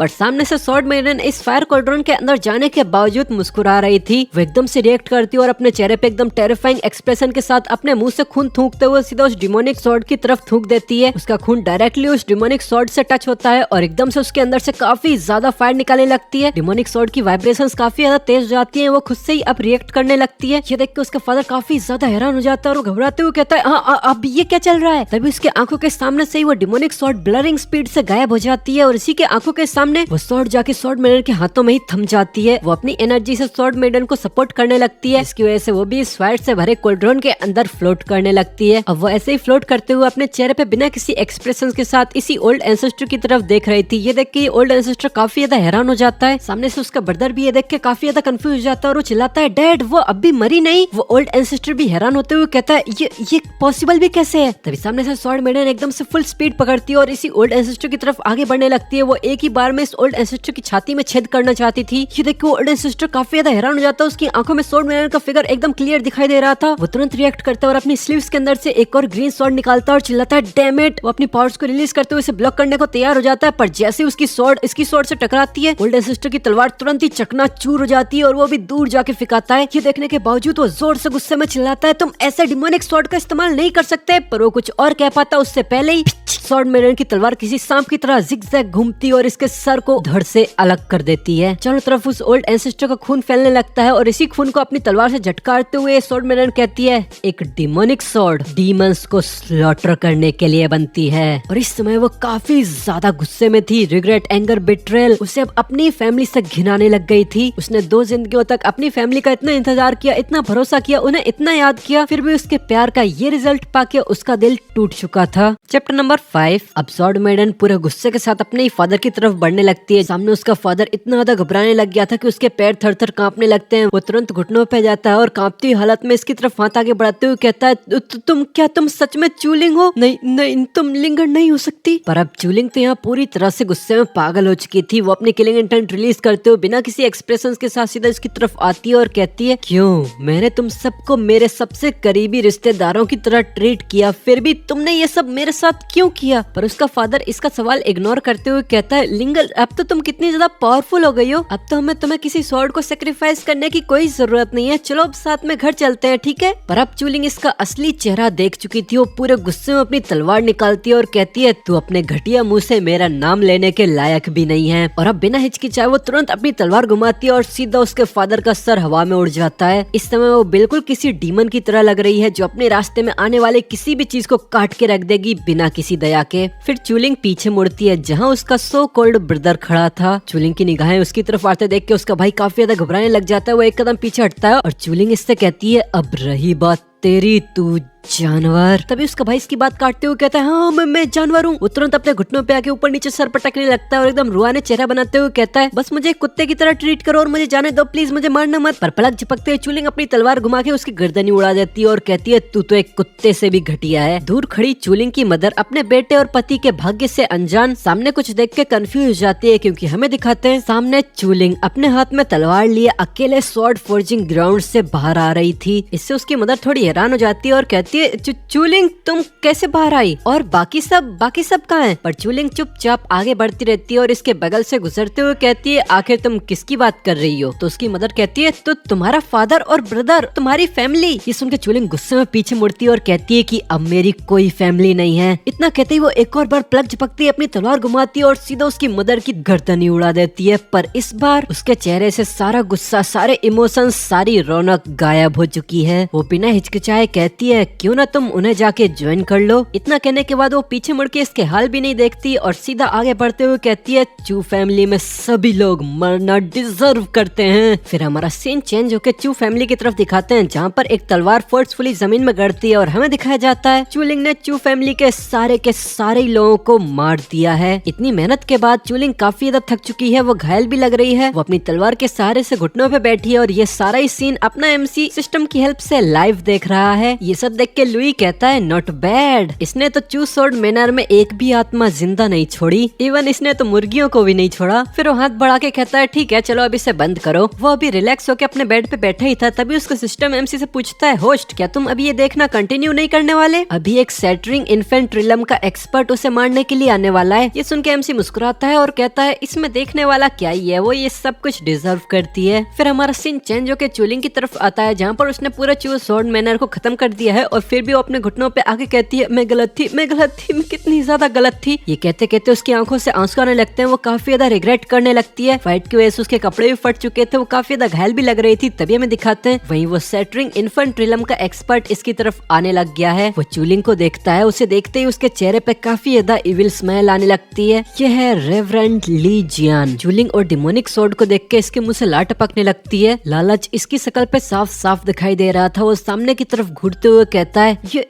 डिमोनिक सोर्ड, ये एक्चुअली कंप्लीट है। फिर हंसते हंसते अपनी तलवार निकालता है और चिल्लाता है, चूंकि ये सोर्ड तुम्हें बस दर्द ही पहुंचा रही है, तो अब मुझे मौका दो इस दर्द से तुम्हें आजाद करने का। वो फुल स्पीड में चूलिंग की तरफ अपनी तलवार घुसाता है। चूलिंग भी बस अपनी तलवार को साइड कर लेती है, मानो उसने अपनी मौत को एक्सेप्ट ही कर लिया हो। पर ली जियान एकदम से उसके गले पे अपनी तलवार लाके वहीं रोक देता है। वो जब सामने देखता है तो सामने से चूलिंग ने बिल्कुल भी रेजिस्ट नहीं किया था। चूलिंग की शक्ल से ये सब पता चल रहा है कि उसने अपना सब कुछ खो दिया है। अगर थोड़ी देर के बाद वो बार बार अपनी पलक न झपका रही होती तो उसके चेहरे पे जिंदगी का कोई नामो निशान न देख के सभी लोग यही सोचते कि वो मर चुकी है। ली जियांग हंसते हुए कहता है, हाँ ये रिएक्ट नहीं कर रही। वो एक और बार अपनी तलवार उठा के वापस से नीचे लाता है। उसके बाद भी उसे रिएक्ट करता ना देख के वो हंसने लगता है और कहता है, जैसा कि मैंने सोचा था, ये पूरी तरीके से अपना दिमाग खो चुकी है। चूलिंग ने भी अपनी तलवार जमीन पे रख दी थी, वो कुछ रिएक्ट नहीं कर रही थी। ये देख के ली जियांग सनकियों की तरह हंसने लगता है और कहता है, अब से ये डिमोनिक स्वॉर्ड मेरी होगी, तो अब तू मर सकती है। पर इस बार जैसे उसने पूरी किलिंग इंटेंट रिलीज करते हुए अपनी तलवार चलाई थी, वैसे ही चूलिंग एक पल के लिए रिएक्ट करती है और अपनी तलवार उठा के सीधे इसके अटैक को ब्लॉक करती है। पर यहाँ चूलिंग की तलवार से इतनी ज्यादा एनर्जी रिलीज होती है कि वो पूरी तरीके से इसे ओवरवेल्म कर देती है। इसके इम्पैक्ट की वजह से इसके सारे के सारे कपड़े फट जाते हैं और वो दूर जाके फिकाता है। उसके हाथ से उसकी तलवार गिर जाती है और बस वो दर्द में कराते हुए चिल्लाता है,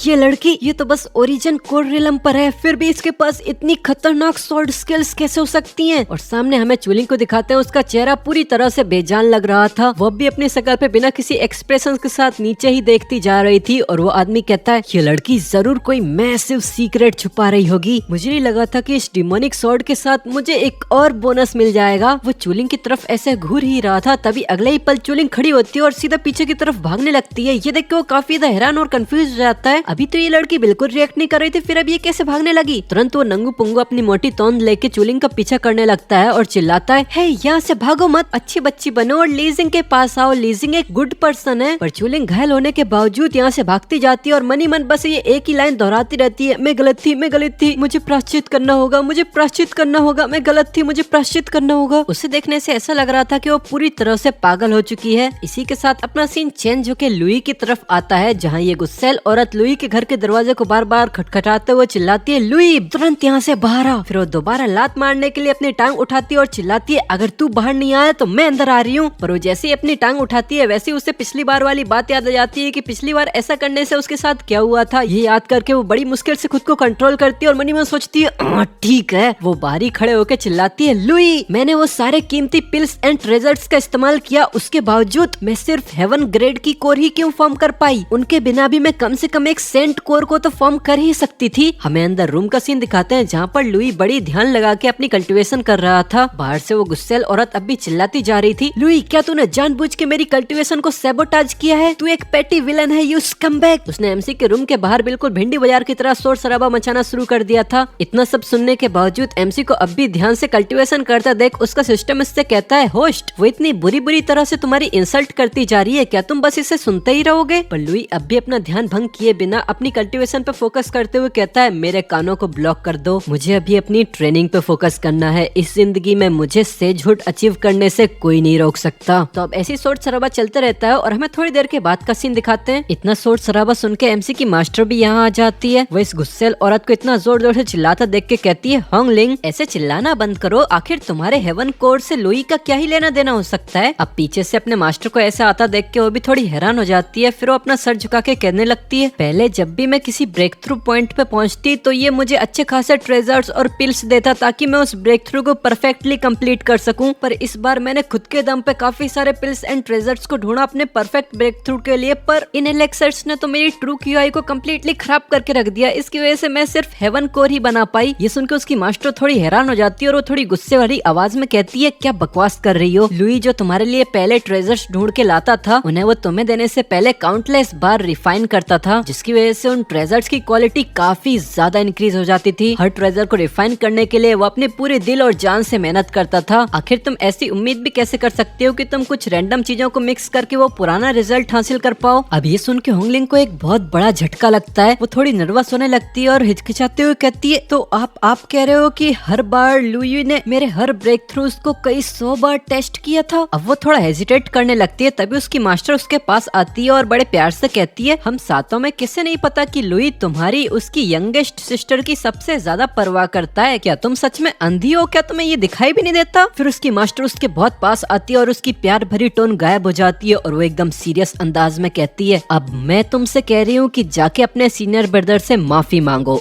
अभी। ये सुन के इस गुस्सैल औरत का गुस्सा दोबारा भड़क जाता है। वो 2 कदम पीछे हटती है और एकदम से चिल्लाने लगती है, नो वे, यही वो बंदा है जिसने मुझे फांग वुक्सी से अलग किया था, फिर इनडायरेक्टली उसे मरवा दिया, मैं इसे कभी माफ नहीं करूंगी। ये सुन के उसकी मास्टर भी थोड़ा गुस्सा हो जाती है और वो आगे बढ़ते हुए अपना हाथ घुमाती है और कहती है, ठीक है, अगर तुम माफी नहीं मांगना चाहती तो अभी के अभी माउंटेन के पीछे चली जाओ, खुद अपने कर्मों के बारे में सोच के अपनी गलती पहचानो, जब तक तुम्हारा दिमाग ठिकाने पे नहीं आता तब तक तुम वहीं रहोगी। उसके मास्टर के हाथ घुमाने से एक जोरदार हवा की लहर निकलती है जो होंगलिंग को उड़ाते हुए माउंटेन के पीछे ले जाने लगती है। ये देख के होंगलिंग कहती है, भले ही मुझे बैक माउंटेन में ही क्यों न रहना पड़े पर मैं इससे तो माफी कभी नहीं मांगूंगी। फिर हमारा सीन चेंज होता है, हमें दिखाते हैं कोई नंगे पांव चलते चलते अपनी तलवार के सहारे से सीढ़ियां चढ़ता जा रहा था और हमें पता चलता है ये कोई और नहीं बल्कि चूलिंग ही है। वो अपने डिमोनिक स्वॉर्ड के सहारे से एमसी के माउंटेन की सीढ़ियां चढ़ते चढ़ते बहुत ही जोर से हाँफती जा रही थी। वो सामने एमसी के घर की तरफ देखते हुए कहती है, ग्रेट डाओ सेक्ट। इस बार इसकी आवाज में वो रिजेंटमेंट, वो गुस्सा नहीं था बल्कि बस एक नमी और रिग्रेट सी थी। वो बस हाँफते हाँफते बार बार लुई के कोर्टयार्ड की तरफ ही देखती जा रही थी।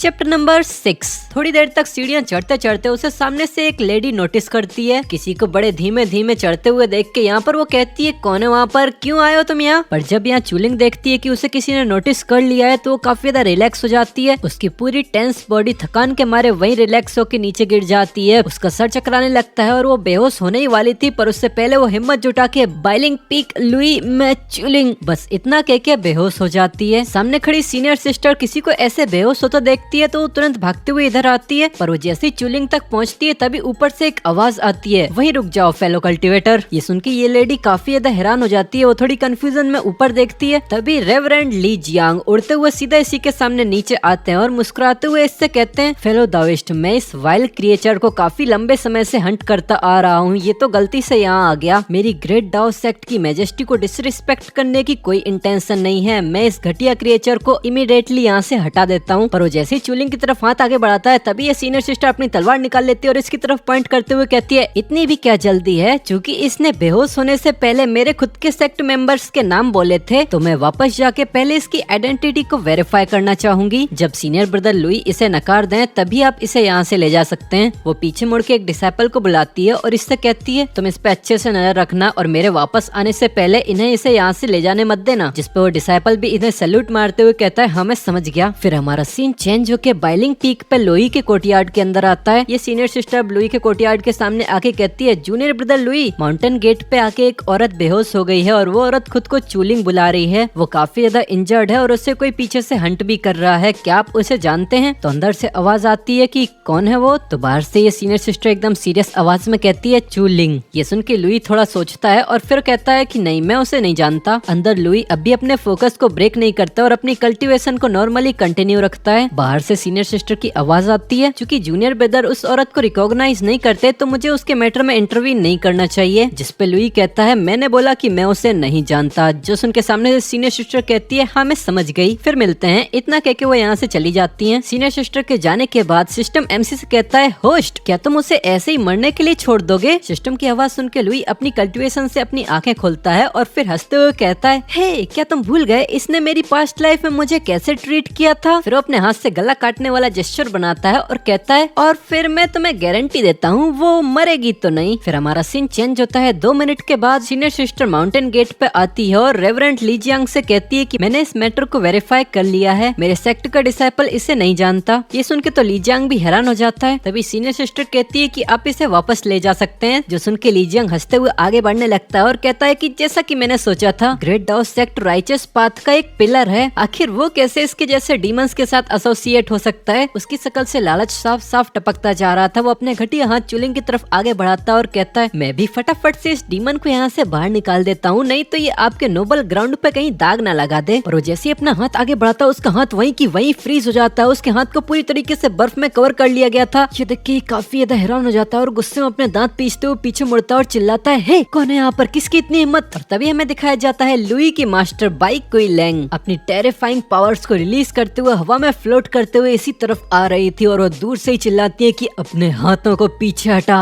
इस पावरफुल प्रेजेंस को फील करके ये बंदा भी काफी ज्यादा हैरान हो जाता है और मनी में सोचता है अब चीजें थोड़ी ट्रबल सम होने वाली हैं। बाई कुइलिंग अपनी ब्यूटीफुल एंड इथेरियल प्रेजेंस के साथ माउंटेन गेट पर डिसेंड करती है और बिना किसी इमोशन की झलक दिखाए लीजियांग को इग्नोर करते हुए बस चूलिंग की तरफ ही देखती रहती है। पीछे से वो सीनियर सिस्टर और उसका साथी डिसाइपल दोनों ही कुइलिंग को देख के घुटनों पर जाते हैं और उससे मार्शल आंट बाई कह के ग्रीट करते हैं, पर कुइलिंग तो इन दोनों का कुछ रिस्पॉन्स भी नहीं देती और इन्हें इग्नोर करते हुए बस आगे बढ़ने लगती है। फिर वो लीजियांग के सामने आती है और चिल्लाती है कि तुम इसे यहाँ से नहीं ले जा सकते। ये सुन के लीजियांग काफी ज्यादा नाराज हो जाता है। वो अपने हाथ से बर्फ को तोड़ता है और इसी के ऊपर चिल्लाने लगता है, क्या अब आपका मैग्निफिसेंट ग्रेट डाओ सेक्ट अपने शब्दों से पीछे हट रहा है? राइचस फैक्शन के सेक्ट ऐसे काम नहीं करते। जो सुन के पीछे खड़ी सीनियर सिस्टर अपनी तलवार निकाल लेती है और आगे आते हुए चिल्लाती है, बदतमीज, क्या तू यहाँ ये पता लगाने आया है कि हमारी ग्रेट डाओ सेक्ट की तलवारों में कितनी धार है? पीछे कुइलिंग भी काफी ज्यादा गुस्से में अपना ऑरा रिलीज करने लगती है, पर सामने से लीजियांग भी तुरंत अपनी तलवार निकाल के फाइटिंग पोज में आ जाता है और चिल्लाता है, हाँ तो कौन डरता है, मेरी तलवार में भी जंग नहीं लगी है, चलो मैं भी दिखाता हूँ कि मेरी तलवार में कितनी धार है। ये सुन के सीनियर सिस्टर भी अपनी पावर्स को रिलीज करने लगती है और अपने ऑरा को ब्लेड्स में कन्वर्ट करते हुए कहती है कि अगर ऐसा है तो। तभी पीछे से मास्टर कुइलिंग का सबर टूट जाता है और वो अपने पावर्स को रिलीज करके हाथ घुमाती है, जिससे सीनियर सिस्टर की सारी ऑरा ब्लेड हवा में मिल जाती है। कुइलिंग के हाथ से एक एनर्जी बीम निकलती है जो सीधा लीजियांग को टच होते ही उसे बर्फ में जमा देती है। अगली पल वो बर्फ काफी ज्यादा सख्त होने लगती है और उसमें काफी सारे क्रैक्स पड़ने लगते हैं और एक धमाके के साथ लीजियांग का पूरा शरीर खत्म हो जाता है। और मैं तुम्हें बता दूं, यहाँ मास्टर कुइलिंग की पावर इसीलिए इंक्रीज हो गई है क्योंकि ये भी एमसी की 8 एम्प्रेस में से एक रही हैं। पहले ये कंफ्यूजिंग लगता था पर अब हमें ये कंफर्म हो चुका है। बाई कुइलिंग एमसी की मास्टर पास्ट लाइफ में उसकी वाइफ थी जो अब पास्ट में आ चुकी हैं, पर इन्होंने एमसी को अभी नहीं मारा है क्योंकि अभी एमसी ने वो नहीं किया जिसके लिए ये एमसी से इतनी ज्यादा नफरत करती थी।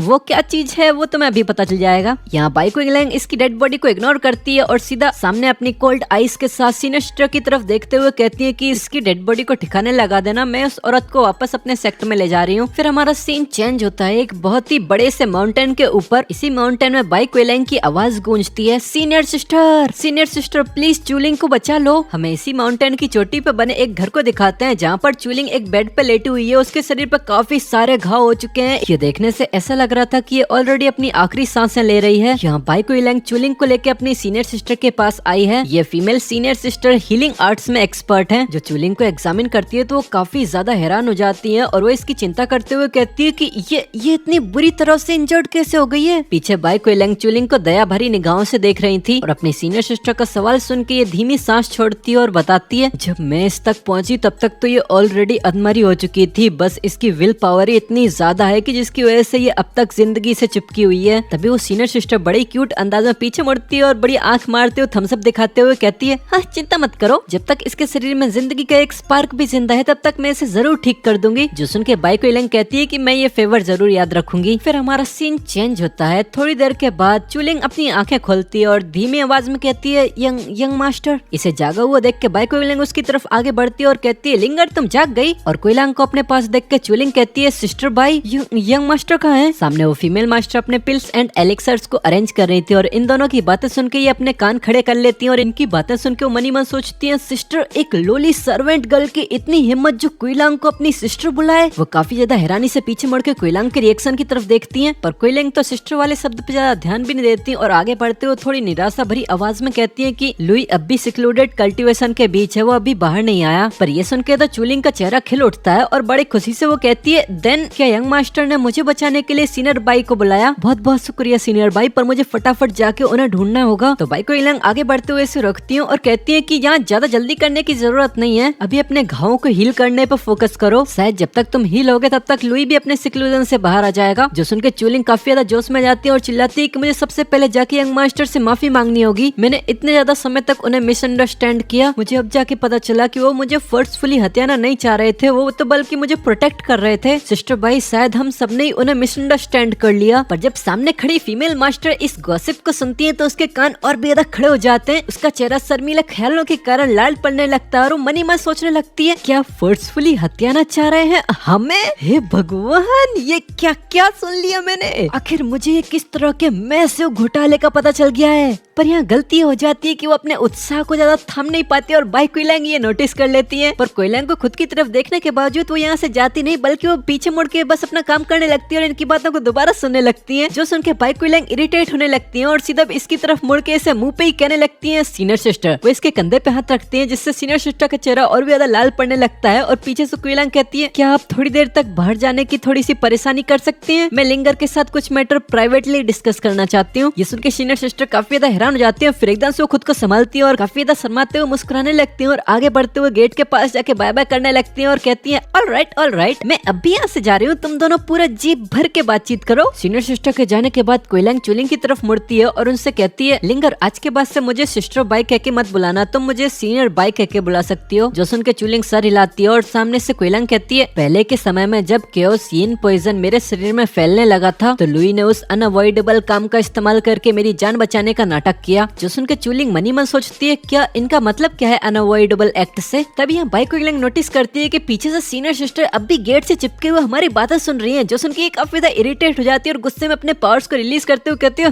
फिर एकदम से अपनी पावर से सीलिंग फॉर्मेशन बनाती है और इस रूम को पूरी तरफ से सीलिंग फॉर्मेशन से कवर कर लेती है। हमें बाहर इनकी सीनियर सिस्टर को दिखाते हैं जो बड़े ध्यान लगा के इनकी बातें सुन रही थी। तब एकदम से गेट के आगे एक फॉर्मेशन बनती है जो पूरे के पूरे रूम को लॉक कर देती है। जो देख के काफी ज्यादा हैरान हो जाती है और मनी में सोचते हैं ये मेरा रूम था और तुम लोगों ने मुझे ही बाहर निकाल के इसे अंदर से लॉक कर लिया। पर फिर भी वो हार नहीं मानती और अपने इस गॉसिप की आदत से लाचार उस फॉर्मेशन पे कान लगा के सुनने की कोशिश करती है और फिर सोचती है हाँ मुझे कुछ भी सुनाई क्यों नहीं दे रहा है, क्या ये किस तरह की फॉर्मेशन है। फिर जब उसे रियलाइज होता है कि ये एक लॉकिंग फॉर्मेशन है जो पूरी तरह से आवाज को ब्लॉक कर लेती है तो इरिटेशन और फ्रस्ट्रेशन के मारे वो काफी ज्यादा गुस्सा हो जाते हैं और चिल्लाते हैं डैम इट, आखिर ये किस तरह का धरती हिला देने वाला घोटाला था जो एक्चुअली इसने मुझे भी यहाँ से ब्लॉक कर दिया। चैप्टर नंबर 7 हमें दोपहर के समय बाइलिंग पीक का सीन दिखाते हैं। सूरज आसमान में है और अब फाइनली लुई की सिक्लूडेड कल्टीवेशन खत्म हो चुकी है। वो अब कल्टीवेशन से उठता है और उबासियां मारते हुए आगे बढ़ने लगता है। आखिर कई दिनों से वो सोया जो नहीं है। हमें लुई के घर के बाहर दिखाते हैं जहाँ पर चुलिंग घुटनों के बल बैठी हुई है। एमसी का साइड की कियानी उसका सिस्टम ये नोटिस कर लेता है और एमसी से कहता है होस्ट वो काफी ज्यादा लंबे समय से बाहर बैठी हुई है, क्या तुम जाके एक बार देखोगे नहीं। पर एमसी अब भी बिल्कुल इरिटेशन भरी शक्ल बनाए बिना किसी इमोशंस के कहता है कोई जरूरत नहीं है, मैं अब भी भूला नहीं हूँ कि उसने मेरी पिछली जिंदगी में मेरे साथ क्या किया था। वो जब भी चुलिंग के बारे में सोचता तो उसके जहन में सिर्फ वही फिगर आता कैसे वो मेरे मरते टाइम पे इतनी इविल स्माइल दे रही थी। कोई जो एक बार धोखा दे सकता है वो दूसरी बार भी दे सकता है। औरतें बस मेरी कल्टीवेशन रफ्तार को स्लो डाउन ही करेंगी। इस जिंदगी में मेरे लिए कल्टीवेशन से ज्यादा इम्पोर्टेंट और कुछ भी नहीं है। यहाँ चुलिंग अब भी पूरे दृढ़ निश्चय के साथ एक ही जगह बैठी हुई थी। वो मनी मन सोच रही थी यंग मास्टर मुझे पूरा भरोसा है अगर मैं पूरी शिद्दत के साथ टिकी रहूंगी तो एक दिन आप मुझे जरूर माफ कर दोगे। इसके इसी दृढ़ निश्चय के साथ अपना सीन चेंज होकर क्रिम्सन क्लाउड पीक पर आता है। हमें बताया जाता है कि ग्रेट डाओ सेक्ट के एरिया के अंदर 9 मेन पीक्स हैं और 72 माइनर पीक्स हैं। बाइलिन पीक और क्रिम्सन क्लाउड पीक भी इन्हीं में शामिल हैं। हमें इसी क्रिम्सन क्लाउड पीक के ऊपर इस गुस्से लड़की को दिखाते हैं जो बिल्कुल ग्रेसफुल मूवमेंट्स के साथ अपनी शॉर्ट ट्रेनिंग कर रही थी। इसकी मूवमेंट काफी ज्यादा डिग्निफाइड, ग्रेसफुल और काफी ज्यादा मैजेस्टिक थी, पर इसके अंदर पावर है कि नहीं वो पता नहीं। ऐसा लग रहा था कि वो सिर्फ डांस कर रही है, बस उसकी हर मूव के साथ हवा भी उसके साथ ही डांस कर रही है। पर यहाँ वो अकेली नहीं है, कोई तो उसे पीछे से निहारता जा रहा है। लगता है उसे इस क्रिम्सन क्लाउड पीक के ऊपर एक स्टॉकर मिल गया और इस शर्मीले नौजवान का नाम है लिंगू वुशांग। हम इसे लिंगू बुलाते हैं और जैसा कि तुम्हें दिख ही रहा है वो तो इसकी मूवमेंट से पूरी तरीके से मेस्मराइज हो चुका है। इस गुस्से लड़की के अंदर उसे पता नहीं कहां से सुंदरता नजर आ जाती है और वो कहता है ये औरत, ये तो सच में। पर इससे पहले कि वो और कुछ सोच पाता है एक उड़ती हुई तलवार आती है और सीधा उसी पत्थर पे जाके लगती है जिसके पीछे वो छुपा हुआ था। ये देख के ये काफी ज्यादा हैरान हो जाता है, उसके मुंह से भी उफ निकल जाता है और हमें इस गुस्से लड़की को दिखाते हैं जो काफी ज्यादा नॉर्मली कहती है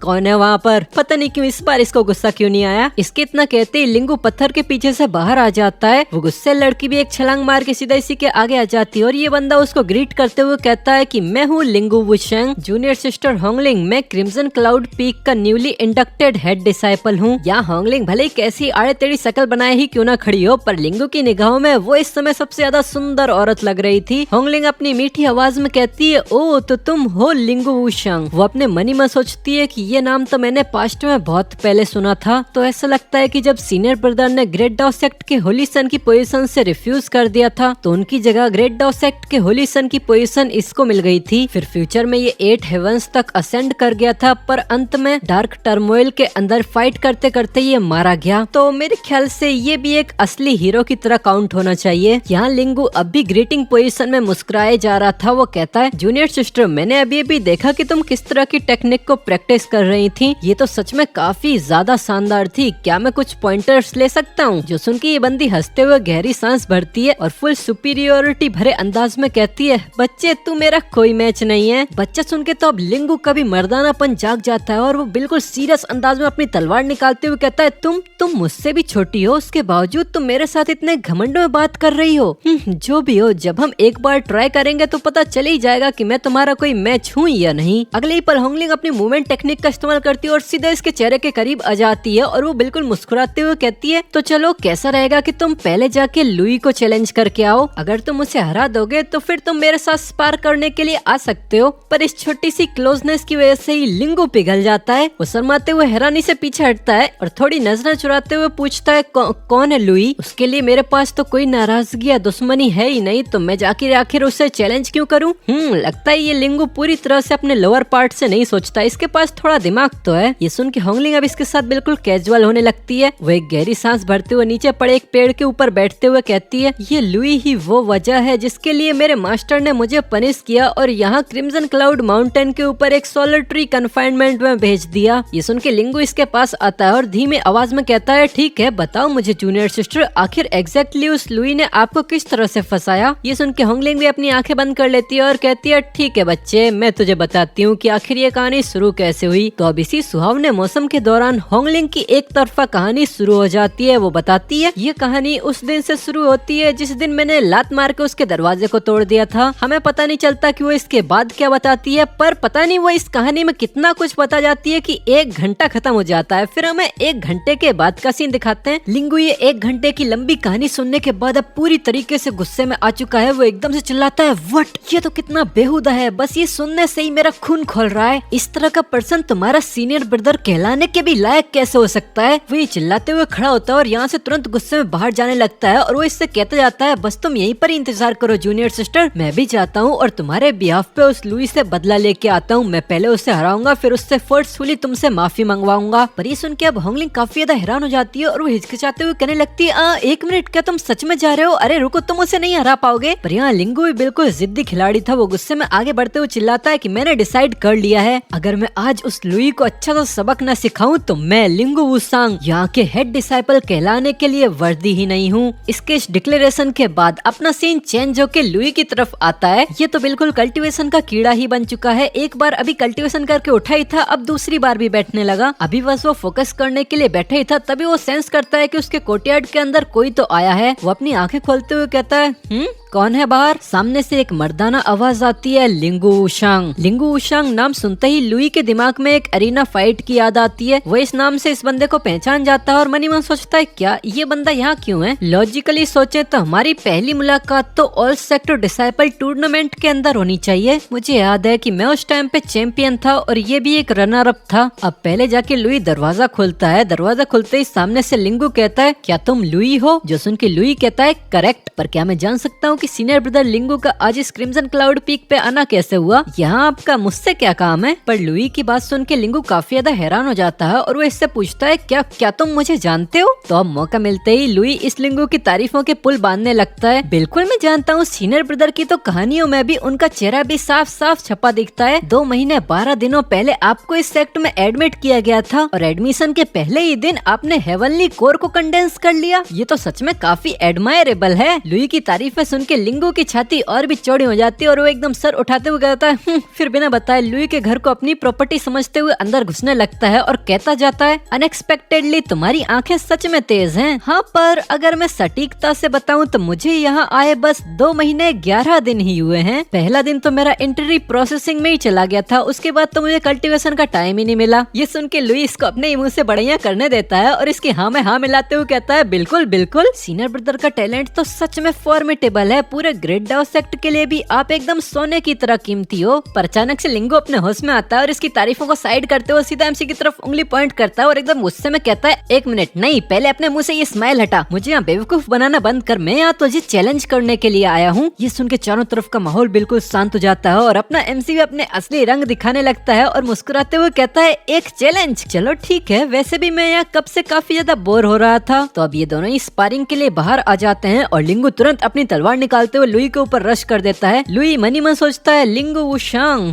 मैं देख पा रहा हूँ तुम्हारे अंदर काफी पोटेंशियल है, तो मेरे ख्याल से मैं तुम्हें थोड़े पॉइंटर्स तो दे ही सकता हूँ। वह यहाँ ये मनी मन सोच ही रहा था, तब यहाँ सामने से लिंगू आगे बढ़ते हुए कहता है, अब मैं होल्ड बैक नहीं करने वाला लुई, तैयार हो जाओ। इतना कहकर वो तुरंत ही एमसी के ऊपर एक काफी ज्यादा खतरनाक स्लैश मार देता है। पर लुई वो तो एक कदम साइड में करता है और अपने दो हाथों से उसकी तलवार को साइड में कर देता है। ये देखकर तो लिंगू काफी ज्यादा हैरान हो जाता है और मनी मन सोचता है, क्या इसने एक्चुअली मेरे अटैक को फिंगर से ही ब्लॉक कर लिया। अगले पल लुई भी अपने ऑरा को रिलीज करता है, अपनी मुट्ठी में जमा करते हुए सीधा एक काफी खतरनाक मुक्का बनाते हुए लिंगू की तरफ रश कर देता है और चिल्लाता है कि सीनियर ब्रदर, मेरे ऑफेंस के लिए माफ करना। पर यहाँ लिंगू ये खतरनाक पंच देख के काफी ज्यादा हैरान हो जाता है। वो अपने दांत पीसते हुए अपनी तलवार को आगे लाता है, इससे ब्लॉक करने की कोशिश करता है, पर उसे पता था, ओ नो, पर उसे कुछ और सोचने का मौका ही नहीं मिलता है। यहाँ एमसी मुस्कुराते हुए कहता है, पर यहाँ लुई बस लिंगू को एक अच्छा सबक सिखाना चाह रहा था, तो वो बस अपनी मूवमेंट टेक्निक का इस्तेमाल करता है और बिना इसको पंच मारे सीधे इसके पीछे आ जाता है। लिंगू एक सेकंड के बाद ही नोटिस करता है कि वो मेरे पीछे आ गया है, पर जब तक वो नोटिस करता है तब तक तो लुई ने पीछे से उसके पीठ पे एक जोरदार लात मार दी थी। वो बस चिल्लाता ही रहता है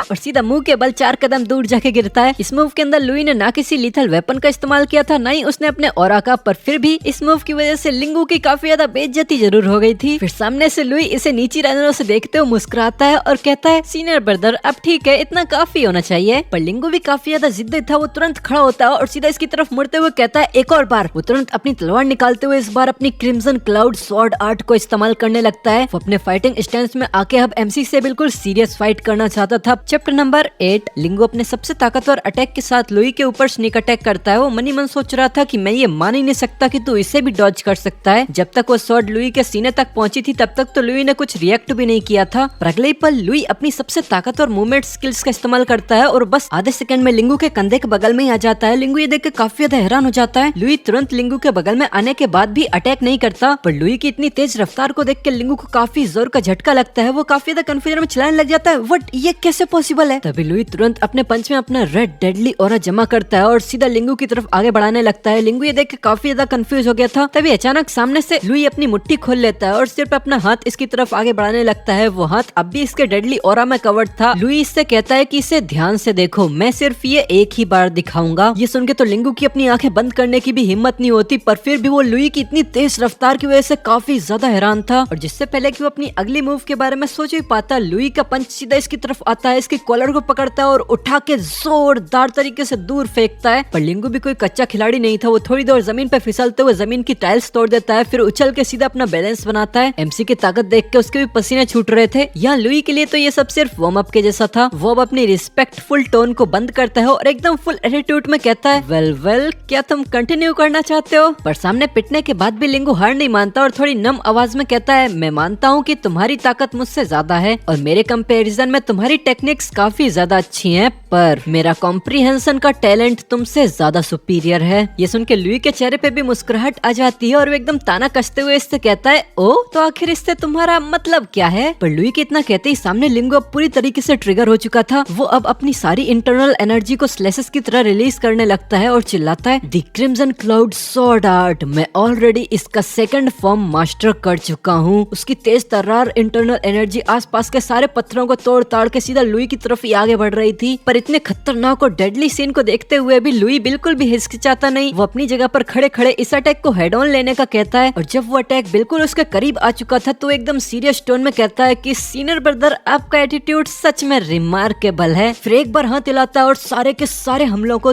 टुकड़े टुकड़े कर देता है। लिंगू का सबसे ताकतवर सबसे प्राउड अटैक बस लुई के हाथ हिलाने भर से कांच की तरह टुकड़ों में बिखर जाता है। ये सीन देख के तो लिंगू की वही बोलती बंद हो जाती है, उसकी फटके 64 हो चुकी चुकी थी, उसका पूरा शरीर पसीने में पानी पानी हो चुका था। वो अगले 3 सेकंड तक अपनी बड़ी बड़ी आंखों से बस इस सीन को घूरता ही रह जाता। उसे अब भी इस बात पे भरोसा ही नहीं हो रहा था कि उसका सबसे ताकतवर अटैक इतनी आसानी से टूट जाएगा। इस अटैक के बाद लुई मुस्कुराते हुए अपने हाथों से ग्रीटिंग का साइन बनाता है और कहता है कि सीनियर ब्रदर चलो आज के दिन के लिए इतना ही रहने देते हैं। ये सुन के लिंगो अपने आप को होश में लाता है और एमसी को ग्रीट करते हुए पूरे भारी मन के साथ कहता है, मैं हार मानता हूँ, तुम्हारी स्ट्रेंथ सच में इनक्रेडिबल है। भविष्य में तुम्हारी अचीवमेंट्स तो मुझे इंडिफाइनाइटली सरपास करेंगी। तो एमसी इसकी तरफ आगे बढ़ते हुए मुस्कुराते हुए कहता है कि तुम इसके बारे में चिंता मत करना, अगर कोई मुझे इसके बारे में पूछेगा तो मैं उसे बताऊंगा कि हमने 10 राउंड्स तक खतरनाक फाइट लड़ी, उसके बाद जाके मैं नैरो मार्जिन से विक्ट्री जीत पाया। ये सुन के लिंगू का भी थोड़ा कॉन्फिडेंस बढ़ जाता है और वो हंसने लग जाता है और लुई से कहता है, लुई तुम सच में एक अच्छे बंदे हो, मैं तुम्हें याद रखूंगा। फिर वो पीछे मुड़ के यहाँ से निकलने लगता है और कहता जाता है, ठीक है तो हम दोबारा मिलते हैं, तब तक के लिए फेयरवेल। अचानक से उसे पीछे से कोई दिखता है और हमें पता चलता है ये चूलिंग जो उड़ते उड़ते हड़बड़ाते हुए यहाँ आती है और लुई को देख के हैरानी से कहती है, लुई तुम फाइनली बाहर आ गए। इसे देख के लिंगू हैरान हो जाता है और मन ही मन सोचता है, हाँ क्या यहाँ बाइलिंग पीक पे इतनी सारी ब्यूटीज हैं। पर लुई तो चूलिंग की तरफ एक झलक भी नहीं देखता और जैसे ही चूलिंग यहाँ आती है लुई तुरंत नई नवेली दुल्हन की तरह घर में घुस जाता है और झट से दरवाजा बंद कर लेता है। ये देख के तो यहाँ चूलिंग काफी ज्यादा हैरान हो जाती है। फिर एकदम से भागते भागते लुई के दरवाजे के सामने आके घुटनों पे बैठ जाती है और एकदम से चिल्लाती है, सीनियर ब्रदर आपने दोबारा मेरे आगे दरवाजा लॉक क्यों कर लिया। यहाँ चूलिंग की आवाज काफी ज्यादा इमोशंस और रिग्रेट से भरी हुई थी, उसके बावजूद उसे लुई से एक रिप्लाई भी नहीं मिलता। तभी लिंगू इसके पास आता है और आराम से इससे कहता है, यंग लेडी, लोग कहते हैं कि एक यंग मेडन की डिग्निटी सोने से भी ज्यादा कीमती होती है और यहाँ इस दुनिया में ढूंढोगे तो चारों तरफ काफी सारी लहलाती घास मिलेगी। यहाँ लहलाती घास का मतलब है हैंडसम बंदे। ये कहावत मारने के बाद लिंगू कहता है कि चूंकि उसने तुम्हें देखने से इनकार कर ही दिया है तो तुम एक ही सिंगल ट्री से क्यों लटकी हुई हो, जरा आसपास देखो, क्या पता और भी अच्छा मिल जाए। पर चूलिंग वो तो इसकी बातों पे ध्यान भी नहीं देती, मतलब उसने इसके ऊपर कुछ रिएक्ट भी नहीं किया था, पीछे मुड़ के देखा तक नहीं। वो सामने बस लुई से कहती जाती है, सीनियर ब्रदर क्या आप एक बार दरवाजा खोल के अपनी लिंगर की तरफ एक झलक भी नहीं देख सकते। ये देख के लिंगू पूरी तरह से हार मान जाता है और यहाँ से निकलते हुए मनी मन सोचता है, भूल जाओ ये लड़की सुंदर तो है पर ये तो बड़े शर्म की बात है कि ये अंधी है। मैं लिंगू वुशांग, इतना डैशिंग बंदा इसके सामने खड़ा है, फिर भी ये ऐसे एक्ट कर रही है जैसे मैं इनविजिबल हूँ। हाँ, फिर वो ऐसे ही चूलिंग को घुटनों पे बैठा छोड़ के यहाँ से निकल जाता है। फिर अपना सीन चेंज होकर इसी गुस्से लड़की पे आता है जो अब भी अपनी शॉट की प्रैक्टिस किए जा रही है। तभी पीछे से हमें लिंगू को यहाँ आते हुए दिखाते हैं और वो आते ही पीछे से चिल्ला देता है कि मैं हार गया। अब यहाँ दोबारा अपनी ट्रेनिंग के बीच लिंगू को इसे डिस्टर्ब करते हुए देख के हैरान हो जाती है, पर इसका डिसअपॉइंटेड चेहरा देख के इसे ज्यादा सरप्राइज नहीं होता। वो मुस्कुराते हुए इसकी तरफ देखती है और कहती है कि मैंने तो तुम्हें पहले ही वार्न किया था कि तुम उसका कोई मैच नहीं हो। ये सुन के लिंगू सर झुकाए आता है और सीधा उस गिरे हुए पेड़ के ऊपर बैठ के कहता है, हाँ पर वो एक्चुअली एक डिसेंट बंदा है, पक्का उतना घटिया तो नहीं है जितना तुमने उसे बताया था। ये सुन के वो गुस्से लड़की एकदम सीनियर वाले अंदाज में इसकी तरफ देखती है और थोड़ा एटीट्यूड दिखाते हुए कहती है, वो मर्दों के प्रति थोड़ा डिसेंट हो सकता है पर जब बात औरतों की आती है तो फिर तो उसे डिसेंट की कैटेगरी के आसपास भी नहीं रखा जा सकता। औरतों की बात सुन के यहाँ लिंगू को चूलिंग की याद आ जाती है। वो थोड़ा सोचते हुए बताता है, ओह हाँ तुम उसे इतना अच्छे से जानती हो, अब जब तुमने मुझे बताया है इस बारे में तो मैंने उसके दरवाजे के बाहर एक यंग मेडन को घुटनों पे बैठे हुए देखा था। वो काफी ज्यादा दयनीय लग रही थी, उसके बावजूद लुई ने उसके सामने ही दरवाजा बंद कर दिया और उसे देखने से भी इनकार कर दिया। ये सुन के गुस्से लड़की काफी ज्यादा हैरान हो जाती है और एकदम से इससे पूछने लगती है, क्या यंग मेडन वो कैसी लगती है, क्या तुम्हें उसका नाम पता चला। जो सुन के लिंगू इससे बताता है कि वो काफी ज्यादा सुंदर थी और वो खुद को लिंगर कह के बुला रही थी। लिंगर का नाम सुनते ही यहाँ इस गुस्से लड़की के दिमाग में सिर्फ चूलिंग का ख्याल आता है। ये देख के वो काफी ज्यादा हैरान हो जाती है और मनी मन सोचती है, क्या चूलिंग वो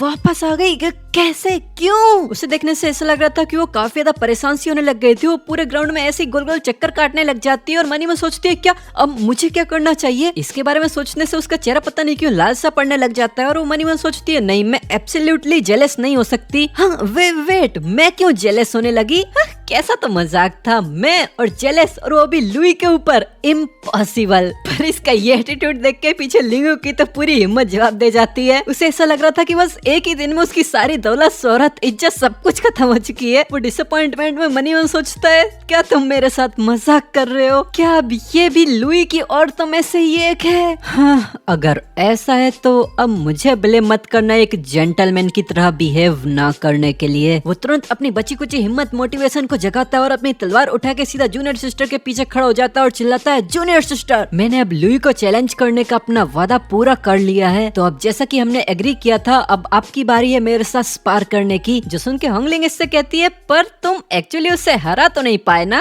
ये सुन के लिंगू एकदम से अपनी इंटरनल एनर्जी को एक्टिवेट करता है और एक धमाके के साथ काफी सारे शार्प स्लेसेस की तरह इसकी तरफ ये शूट आउट करता है और सामने से चिल्लाता है कि इससे कुछ फर्क नहीं पड़ता, मैं सिर्फ तुम्हारे लिए उसे चैलेंज करने गया था, तुम्हें इसके लिए रिस्पॉन्सिबल तो होना ही होगा। ये सुन के अब इस गुस्सेल औरत होंगलिंग को भी गुस्सा आ जाता है और वो भी अपनी तलवार निकालते हुए एकदम डेडली टोन में चिल्लाती है, ठीक है तो अगर अब तुम्हें फाइनली हार मानने के लिए यही चाहिए तो मैं तुम्हें यही देती हूँ। फिर वो बिल्कुल किसी सनकी डीमन की तरह अपनी लाल लाल आंखों के साथ इंटरनल एनर्जी के एक धमाके के साथ सीधा लिंगू के ऊपर रश कर देती है और चिल्लाती है कि बस ये याद रखना, मैं उतनी ज्यादा दयावान नहीं होने वाली हूँ जितना वो लुई था। फिर क्या था अब इस फाइट का रिजल्ट तो हम खुद भी इमेजिन कर सकते हैं। पूरी बाइलिंग पीक पर लिंगू की आवाजें गूंजने लगती हैं, वो चीखता चिल्लाता जा रहा था पर उसकी मदद के लिए यहाँ कोई नहीं था। अगले 20 मिनट तक माउंटेन के पीछे धमाके होते ही जाते हैं। लिंगू की आवाजें जोर जोर से चिल्लाती जा रही थी, आह जूनियर सिस्टर थोड़ा आराम से। ये फाइट ऐसे ही चलती जाती है और अब हमें 1 घंटे के बाद का सीन दिखाते हैं। तो जैसा कि हम देख ही सकते हैं, लिंगू के ऊपर काफी सारे जुल्म ढाए गए हैं इस 1 घंटे में। उसकी इच्छा शक्ति, हिम्मत, मोटिवेशन सब कुछ अब 0 हो चुका है। मार मार के उसकी ऐसी हालत कर दी गई है कि उसकी मदर भी पहचान नहीं पाएगी और अब वो पूरी तरीके से हार मान चुका है। सामने होंगलिंग फुल एटीट्यूड दिखाते हुए स्टाइल से अपनी स्वॉर्ड को पीछे करती है और एकदम घूमते हुए कहती है कि अब से मेरी कल्टीवेशन में कभी डिस्टर्ब मत करना, ठीक है, दफा हो जा। पीछे लिंगू बस डिसअपॉइंटमेंट में कमर झुकाए खड़ा था। फिर वो रोते रोते कहने लगता है कि क्या इस बाइलिंग पीक पे सभी लोग मॉन्स्टर हैं या हर एक पिछले वाले से भी ज्यादा रूथलेस क्यों होता है? तुम लोग बस इंतजार करो, मैं वापस आऊंगा। पर यहाँ होंगलिन वो तो इसे पूरी तरीके से इग्नोर करती है, उसकी तरफ ध्यान भी नहीं देती, रोए गाए चाहे जो करे। पर यहाँ वो टेंस एक्सप्रेशंस के साथ ये सोच रही थी कि चूलिंग यहाँ वापस क्यों आई है। फिर एकदम से अपनी इंटरनल एनर्जी को एक्टिवेट करती है और फुल स्पीड में एक धमाके के साथ उड़ते हुए सीधा बाइलिंग पीक की ऊंचाई पे पहुंचने लगती है। वो पूरी तरह से अपना मन बना चुकी थी, नहीं मुझे जाके खुद से ही वहाँ देखना होगा, पर मुझे तो यहाँ कन्फाइनमेंट की पनिशमेंट दी गई है।